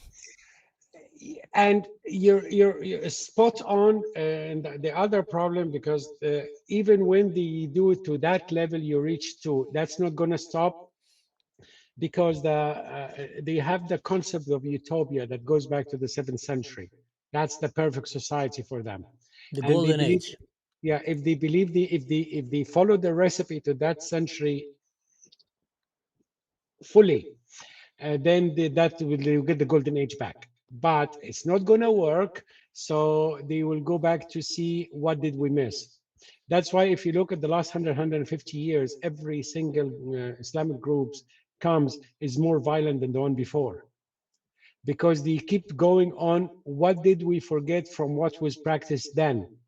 Abu Bakr throw people out of the top of high mountains. There's an Emirati town called Dibba. It's within Oman, but it's Emirati. And there is a mass grave there of about 20,000 people where Abu Bakr threw people who refused to pay the zakah and dumped them there. It's not advertised. People don't go visit, but it's there. If you know where it is. So you have people being burned alive. And you saw that with the Jordanian pilot a few years ago. And all of these things, you keep going, the slave market, Sinjar and Libya. So all of these things, that was practiced back then we have to bring it back. And as long as the golden age doesn't manifest, they will keep back. The problem is, whatever they think the past golden age was, it isn't, because the version of history they have today is extremely curated, it's fictionalized, and it wasn't that golden age. There is, by the third caliph, Uthman, you already have, Aisha instigating the murder of Uthman. And after he died, of course, she said, he was killed unjustly, I will avenge him. To which one of her follower, his name is Ibn Kulab, and he replied to her with a poem. He says, فمنك البداء ومنك الخبر ومنك الرياح ومنك المطر وأنت أمرتي بقتل الإمام وقلت لنا إنه قد كفر. From you, the beginning and the news and the wind and the rains, you order us to kill the Imam, and said he disbelieved, he's no longer Muslim. So you have Muhammad, his wife, saying about one of the Mubashirin bin Jannah, one of those who promised to go to heaven, he's not a Muslim, kill him. So what golden age? In the first 50 years of Muhammad's death, it was a bloodbath. Yeah. It wasn't, it's still until today. That's what I mean. And that's a good point that you brought here, that because it's a made up golden age, then they will never be satisfied, because it will never work. So they will just spiral into more violence and more violence, because they see violence as a solution. A culture that sees that the solution is to behead people and throw people out of rooftops will get frustrated when they see that things didn't get good or better when they threw everyone out of rooftops and start beheading all their enemies. So they will just go and look, what did we miss? Let's go and Yeah, try this. because Let's it is impale started. them. Let's I don't know what. It started as a post-colonial reply to the trauma they had. So they tried the history to function as mythological therapy. Has nothing to do with history. It has something to do with what happened post-World War I and post-World War II. The Islamic Golden Age is a reply to Sykes-Picot. What do you mean? We are defeated and we got cut into small little countries because we abandoned our religion. Yeah. And if we go back to our religion, we would be the most powerful. We will rule the world once again. So ignoring the fact that you didn't rule the world, you had a, if I'm going to start in the whole Islamic expansion, it will take a long time. But you created a history that is extremely selective. The whole unified ummah. At some point, there was 19 different emirates. Each one of them claimed to be the Islamic caliph. Yeah. Some of the golden age, Salah ad-Din, burned alive Egyptian rebellions because they opposed him. The Abbasi cooperated with Charlemagne against the Umayyad in Spain. So the entire history of we're once unified ummah. No, you are not. Not from day one. Wow. That's I think that's a very important thing for people to understand, that in the West today, Islam have never really abandoned its war against the West. They never came and said, let's have peace, truce. There was never an agreement for truce, peace, let's stop fighting the West. Never. It just, well, like you said, it got corrupted and it fell into different countries, many caliphs, and then different regions, and then they just became outdated military-wise, technologically-wise, economically-wise. They just became like a bunch of idiots on camels and goats, while the West was flying airplanes, and all of a sudden they come to them and they bring them a TV to the desert. And these guys just look at it shocked, like, what the heck is going on? And they realize that there's someone way more superior to them. So they start like admiring them, and they start wearing Levi's jeans and smoking Marlboro Red, because that was like, the image of a successful West, but they never really abandoned.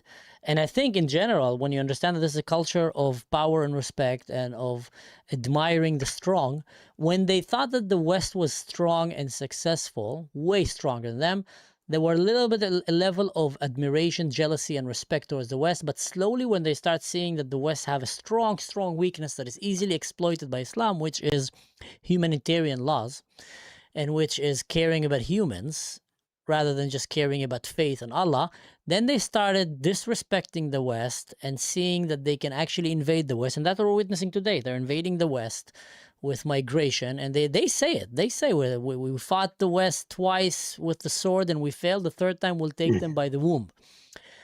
When you understand that logic, you start understanding a little bit better the hostility that we have today and why is this a never-ending conflict, because it's a battle of civilization that was not abandoned by one side, but completely forgot by other side. It's like playing chess on a table and all of a sudden you stop playing, but the other one is still playing.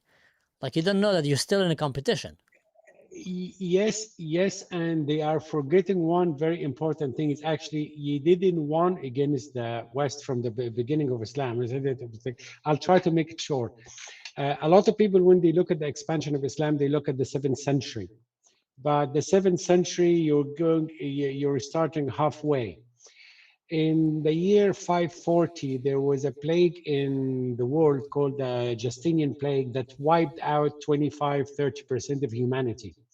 So when Islam starts expanding, you already have the Sassanid and Byzantine Empire are internally hollowed because of 160 years waves of plagues. When you lose 30% of your population, that's 30% of your soldier, taxpayers, and on and on and on and on it goes.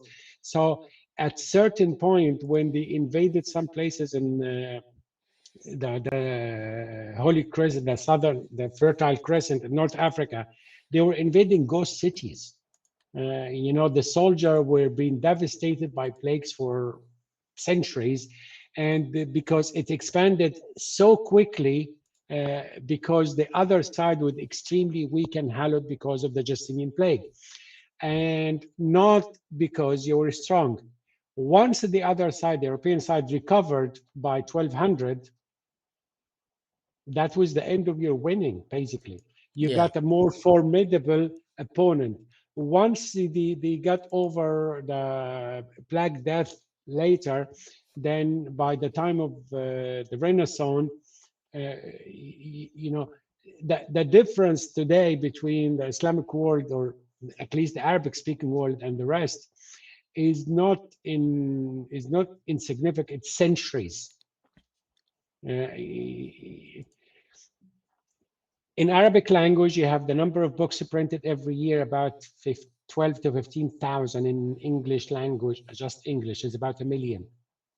So by the time you translate what actually was written this year in English, you need a few centuries.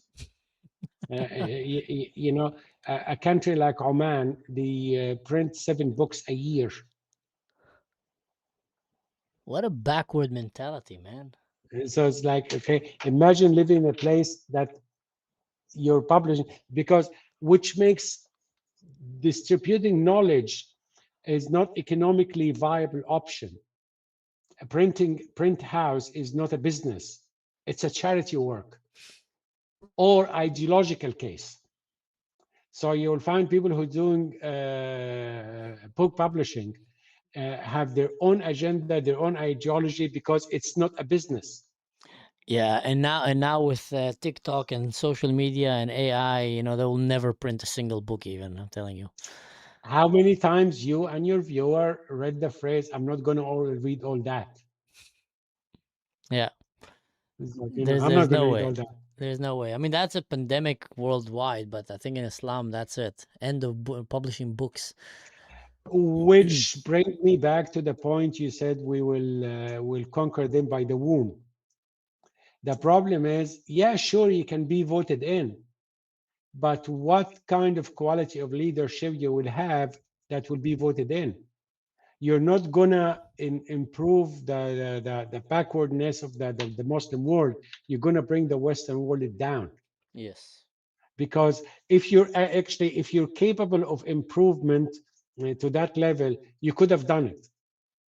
But if you're not, you know, you're not. We always say they are importing whatever culture they came from to the West. They are not really importing it. That's the only thing they know. People cannot pretend to be smarter than they actually are. They would be. It will show. You can pretend to be dumber than you are. Like you can do something like, I'm not doing it, you know, I'm just going to be lazy.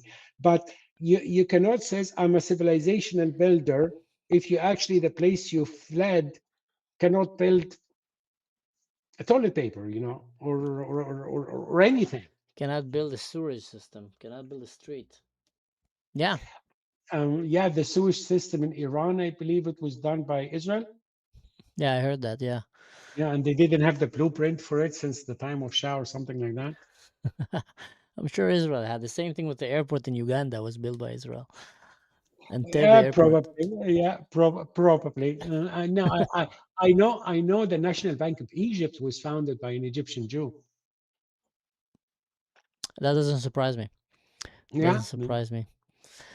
Wow, Salim, what a wonderful conversation. When is your flight again? It's recorded, so I don't want to. Don't tell me exactly when. Fair enough. For safety reasons, Safety telling reasons. people where I am. It's like I like to keep my neck where it tomorrow. belongs.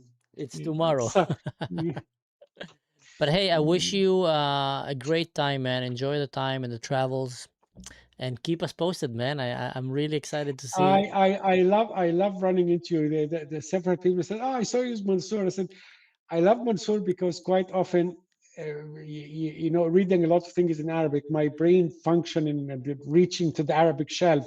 So I'm not so worried how accurate I am in my translation talking to you, because he can correct me. It's like I love talking with Mansour. You know? I love talking with you, man, and everybody here in the background, you know, the crowd here is just keep saying how much they're enjoying you. People, if you want to follow him, he's on X. That's the only place, the only platform that he's working. And Avihu already shared that link here. So you're more than welcome to go and follow his account on X. Yeah, I probably will run into Avihu later today or something, because almost every single live he goes on, I'm on the computer. I said, "Oh, here he is." So Wow, God bless you, man. You have so much energy to keep sharing your wisdom and your knowledge. You're like a walking history book, an encyclopedia, and wisdom from the ancient Arab world and Jewish and yeah, Christian. it's So it's called the nerd. the power of the nerds, man. God bless the nerds. We shall inherit the earth. We shall inherit the earth. Actually, one of my favorite quotes, and it's not from there, but I was reading it today. Not all who wander are lost. I have that on a T-shirt. It's from Lord of the Ring about Aragon. Yes. But it's not because- originally from there, I think. But yeah, that's where we all remember it. No, that it is from the Lord of the Ring, because Aragon, as a Numenorean, abandoned his kingdom in Gondor, and Mhm. he lived in Rivendell for a while. True. So it's not all who wander are lost, But Actually, maybe you're right. You're tokens, right. that is But it's not the full quote, because I think the full quote was all that is gold does not glitter. Not all yes, those who wander are lost. Yeah, they took the yes, those yes. out. Yeah, not All not, that is not, strong not- does not wither. Deep roots are not reached by the frost.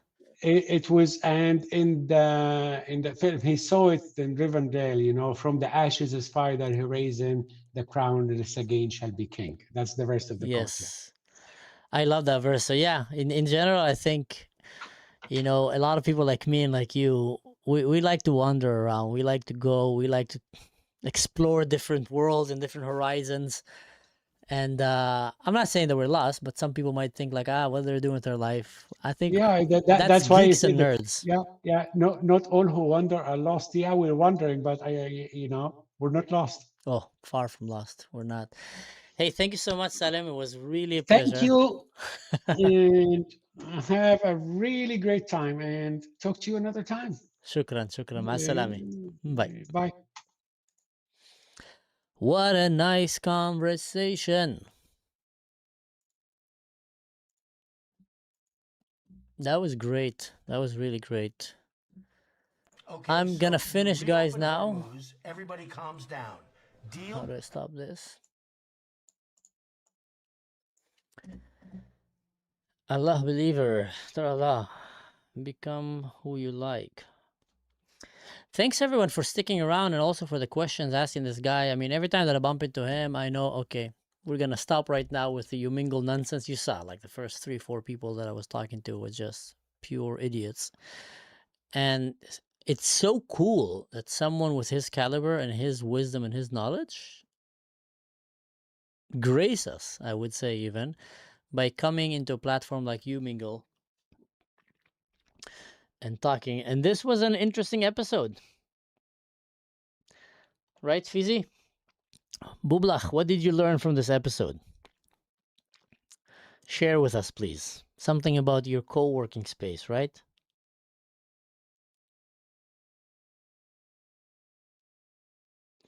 Manso, we forgot to mention the war the Byzantines and assassins fought before Islam.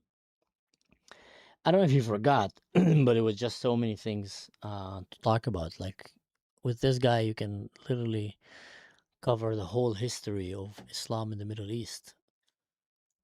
And it's crazy the level of knowledge that you have and remembering references, books. Just a really awesome guy. Really awesome guy. So yeah, we learned a lot about I don't want to say that even. Breastfeeding. My God. And all kind of topics that you need to convert to Islam. Guys, this is what Fizzy is saying. Okay, just in case you're wondering. It's gonna come out soon. Fizzy realized right now that he need to convert to Islam. That's probably why Andrew Tate converted to Islam. And many other of these dimwits and Sneeko and whatever these guys called. It's because it makes it easier for you to pursue all kind of sexual fantasies. He should ask for asylum and stay in Israel. Mansour, tell him. That's an interesting topic to talk about it later, because I think next time that I will meet him, I want to open for you guys a discussion about where is Europe headed, where is the Western civilization, Christian countries are headed, because the more that you study Europe and understand what's happening here, the more that you realize if they keep going through this projectile kind of direction, then Europe will lose its Western Christian identity and will become a Muslim caliphate. And once that happens, it's not going to be safe for people like him, people like me, you know, in general, everybody that loves freedom and Western values. It's not going to be safe.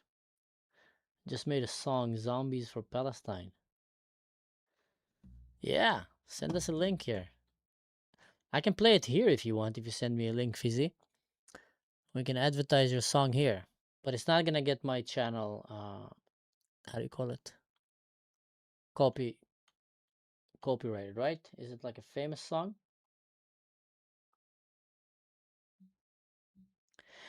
I don't think he want to go back to Egypt. I think he have a UK passport. It seems to me that he's happy living there. But like I said, I'm pretty sure that he's concerned about where is it heading. Please, Mansour, there's a lot of videos on Memory TV, like the incidents of the TV host being told by Sheikh Egypt telling her about the breastfeeding, something worth reacting to. Yes. I love Memory TV. They have really, really good, sources and videos that they put out there.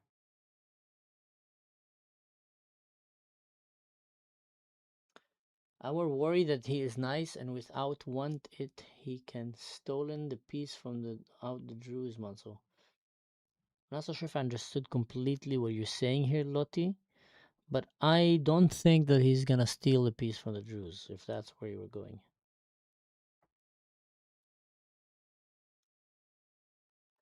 The world was created to be Israel, and the world is begging to be Israel. The only future of the world is Israel. Judaism is the truth, only will survive. Where are you basing that on? That's not from the Bible. There's Sheva Mitzvot Noach for the people of Noach. They're not all called to convert to Judaism. Quran Surah 5:12. Allah gave land of Israel to Musa, Moses and his people. Quoting verses from the Quran to try to explain why Muslims should tolerate Israel and Jews, it's worthless. I'm sorry to say that it's worthless, because they mention so many things back and forth that means nothing. In the end of the day, they see one thing very clear: everybody should convert to Islam, and if you don't and you're people of the book, then you should live in a status of slavery. So I don't think they will let you as a slave hold Israel. Not a Jew, not a Christian. Fizzy, did you share us with a song here? Did you share the song? I don't know how to find it on Spotify. Share a link and I'll share it here. It's never really good with Spotify, to be honest. In general, I was never really good with technology, as you might see. It's funny because in the army, I was using a lot of advanced technology, but that was different kind of technology. But I'm talking like social media stuff. It's never really my strong suit.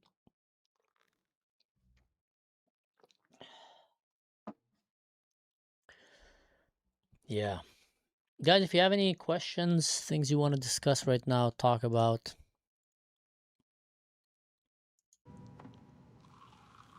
I'm just going to watch a quick AI video that a friend made for me.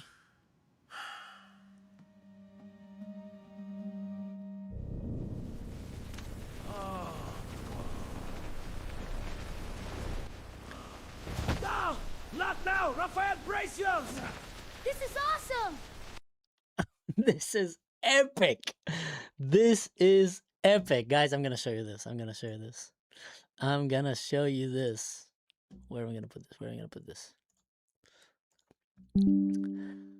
So I'm trying to work on making like an intro video. Fizzy, if this is going to block my channel, I know where to find you. So let's see.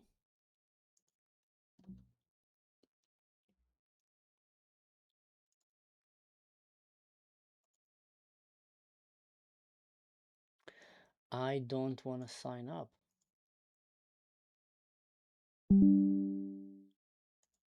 Maybe I can log in.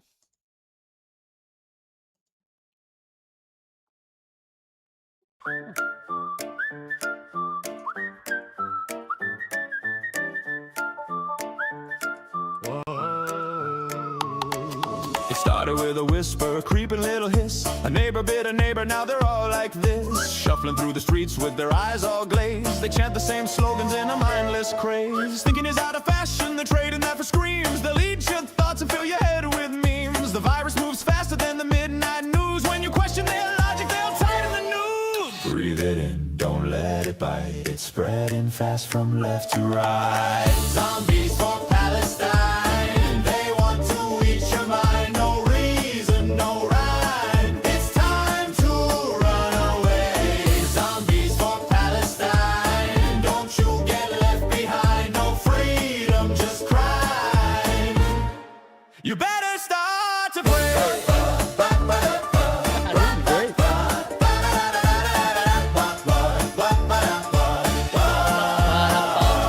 Nice, With a whisper, a pixel-born lie, then it mutates quick, spreads to the sky. A bite of an idea, now you're one of the crew, chewing on dissent like it's zombie fondue. They feast on the lonely, the broken, the scared. Puppet strings pulled by someone who dared to spin the chaos, to fan the hate. Now the world's a buffet on an undead plate. Zombies for Palestine. They want to eat your mind. No reason, no rhyme. It's time to run away. Zombies for Palestine. Don't you get left behind. No freedom, just crime. You better start to pray. Oh,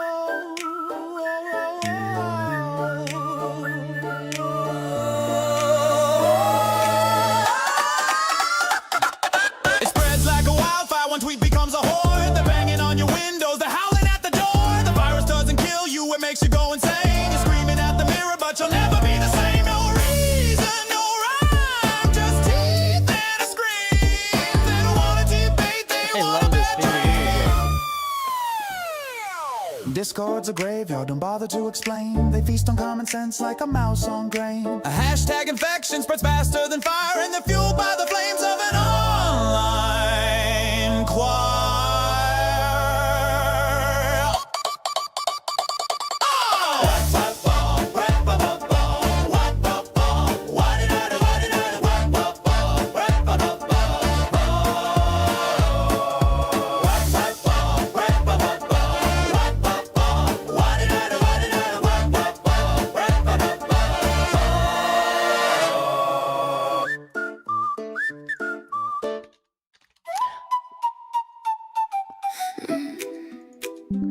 That was good, Fizzy. That was good. Guys, if you don't know, go follow him on Spotify. That was brilliant. Now let me show you what UV made for me, because he made a really cool video. Where is that video?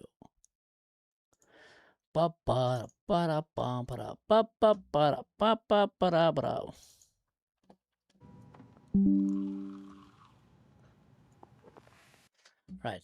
So I am looking to create some funny intro video, so when people come to my channel, they can just watch it while I make my coffee.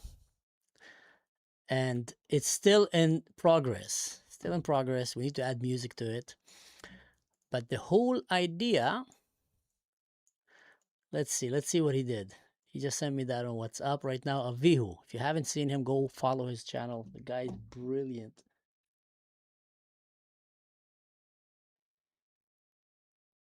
Yes, don't be sorry for the question. I horny. There will be a perek of Shishi Druzi. We had a guest. I forgot the name. I need to check right now.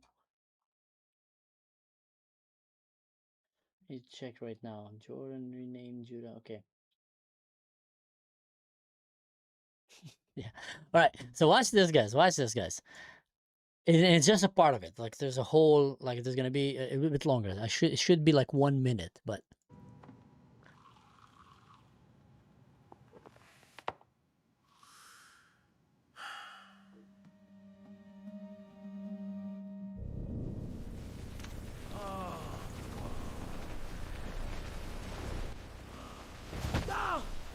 go! Rafael, brace yourself! Rafael. That is awesome. That is awesome. I love it. I love it. So I want to continue it a little bit and then just, take us through different. Actually, it's going to be spoiler. I'm not going to tell you exactly. But you got the idea. That's so cool. Especially this part. Yeah, that sums my half of my day with Rafael. What is he holding in his hand, though? Someone asked if I'm in Germany. Yes, I'm in Germany. Fizzy, that was a great music clip.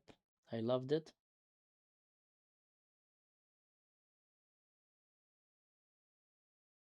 Gatsab would love the song. Where's my horse?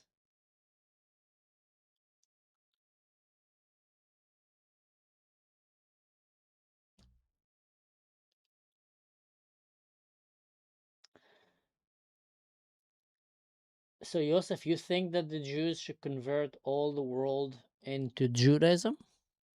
Where are you bringing that from?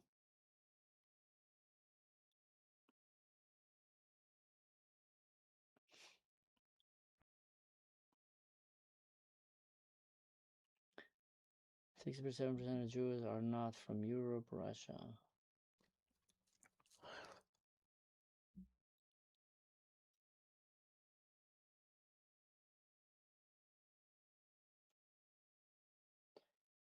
Oh, wow.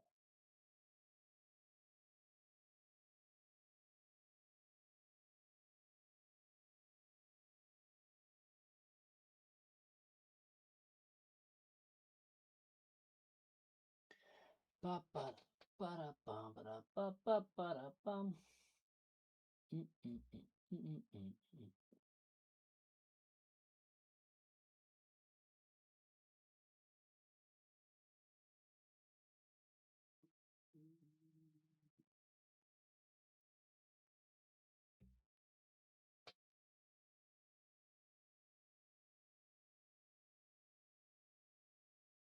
By the way, I watched today my appearance on Fauda, last episode of last season. It's a short scene. I'm not there for a very long time, but that was so cool. Now that I remember it, that was such a cool experience. And the main actor, well, the bad guy, his name is Hakim Jaziri. I think he lives in France. Really cool guy. He's an actor, theater actor, and he's the one acting the bad guy in Fauda. I'm talking with him there. He was such a cool actor because when I was sitting in front of him, he asked me like, what's your act, like where did you study acting or where did you act before? And I came and told him, listen, man, I'm not an actor. This is my first time on a Netflix series with a speaking, like acting role. And so I told him, like, if you can give me any tips or something. And he was so good. I was so glad that he was the first actor that I acted beside because he led me through it and he was like very, very patient with me. Even though he had to learn his lines, and you'd be surprised sometimes, when it's TV series, especially when it's on the go, you need to like all the time learn the new scenes, new ideas. The director comes with a new idea that he wants to put out there. And it was just really, really fun. And I was really, really privileged. If you want to know who the guy is, this is the guy.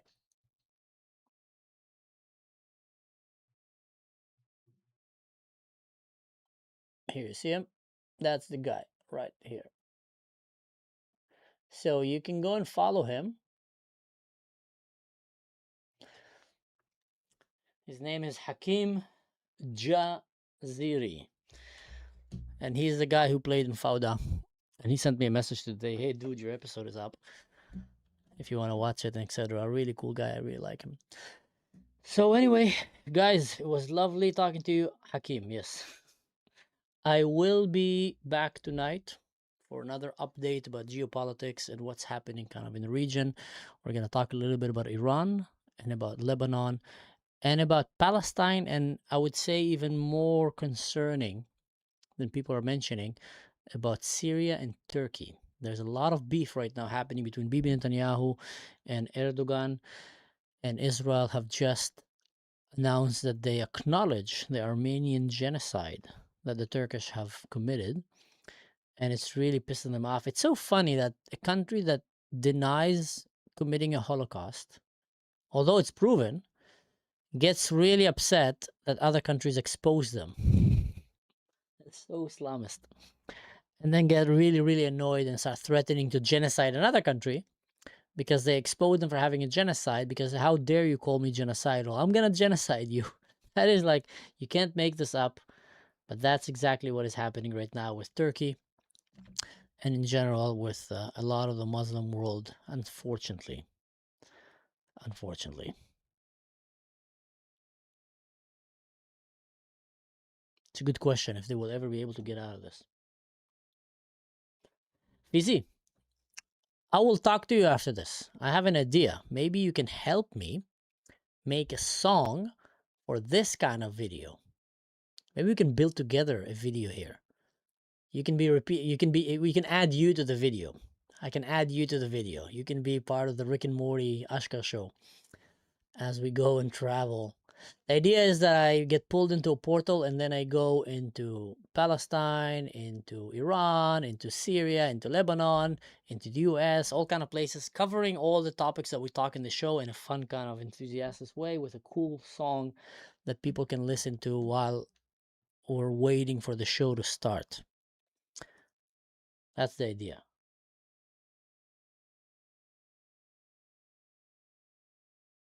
Think of Anna Kasparian and Chunk Ogre. She's Armenian and he is Turk. Yeah, they're crazy. Yeah, let's call Fizi. Calling you now.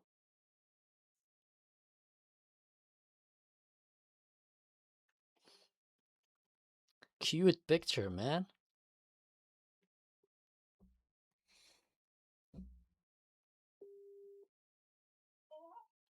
Why are you? I'm not gonna say it. All right, guy. Okay, I'm gonna mute this before he talks nonsense. See you later, guys. See you next time. מה קורה, יא גיבור? שמע, איזה שיר גדול. איזה שיר גדול.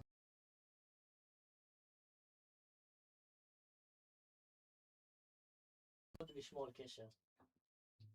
אחי, בסדר גמור, אני כלום כזה, באמת.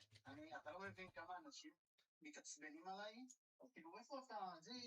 אתה לא מדבר, אתה לא מתקשר, אני כזה... דיכאון, מה אני אגיד לכם? It's not easy. אנחנו מבינים אחד את השני, זה מה שטוב. בוא נראה רגע. אחי, אני יכול לא לדבר איתך 10 שנים, ואני אחזור כזה, ואז מנסור, מה המצב שלי? כאילו דיברנו אתמול, בדיוק. כן. אני לא נותן פינה, אתה יודע. אני לא משתירות בשביל הדברים האלה. רפ, רגע, אז תקשיב, בוא, אני רוצה שנעשה את זה ביחד. אני ניסיתי לעבוד על שיר בשביל הפתיחה שלך כבר הרבה זמן. אז זהו, אז כאילו... אבל אם אתה יודע שאתה הולך לריק ומורטי, זה יכול להיות מגניב. זהו, אז כאילו בסגנון של ריק ומורטי, שאני יושב ככה במשרד, ואז בסטודיו, ואז אני כזה נשאב לפורטל עם רפי, ואנחנו יוצאים להרפתקאות, שמראה את הפרק, כאילו, אתה יודע, הולך כזה לטהרן, נותן סתירה לחומני, הולך לסוריה, מגלח את הזקן של אחמד אל-שרה, או לא יודע, תן לו בעיטה לביצים. הולך לפלסטין, תולש את הדגל שלהם, זה דגל ישראל, אתה יודע, כאילו, משהו כזה. מנגב את התחת שלי עם הדגל שלהם. תגיד לי, אוקיי, תגיד את הדברים שנגיד, רוצה שתעשה בקליפ, או דברים שאתם תעשו, ואז, אתה יודע, זה יהיה יותר קל לי, אם אתה תעשה את הקליפ, או לפחות תעבוד על הקליפ, ואז אני אעבוד על השיר, באותו זמן, שאני אדע בדיוק מה... אז זהו, זה נראה לי, זה הרעיון, אני עובד על הקליפ כרגע, אבל אני מנסה לחשוב, כאילו, יש לך את הקליפים שזה המוזיקה מחוברת עם האנימציה. יש כאלה שעושים גם וגם, כאילו את הקליפ ואת האנימציה ביחד. אבל הבעיה איתם זה שהם כאילו לא... כאילו הם... מה, אני צריך בדרך כלל לעשות לך את ה... כאילו לעשות את הקליפ ואת האנימציה בנפרד. זהו, אז זה מה שנראה לי נעשה. אני הולך לעשות את הקליפ ואת האנימציה בנפרד. כאילו, אני אעשה את האנימציה, אתה תעבוד על השיר נגיד. השאלה היא, איזה סגנון אנחנו רוצים שהשיר יהיה כאילו?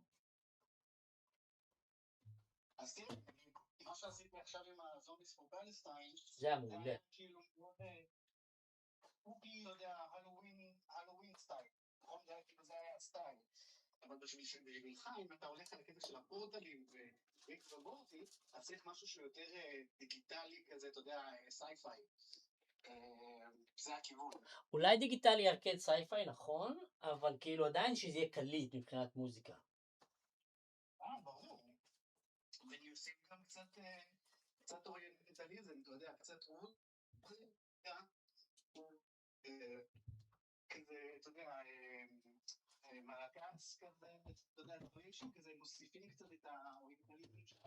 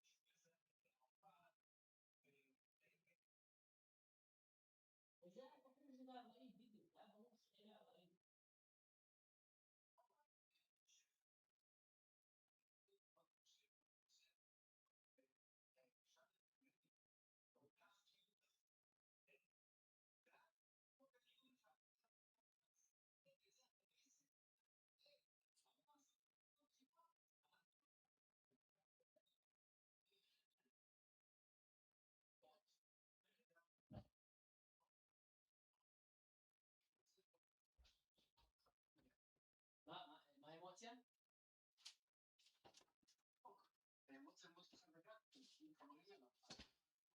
צחוק. כן, וואו.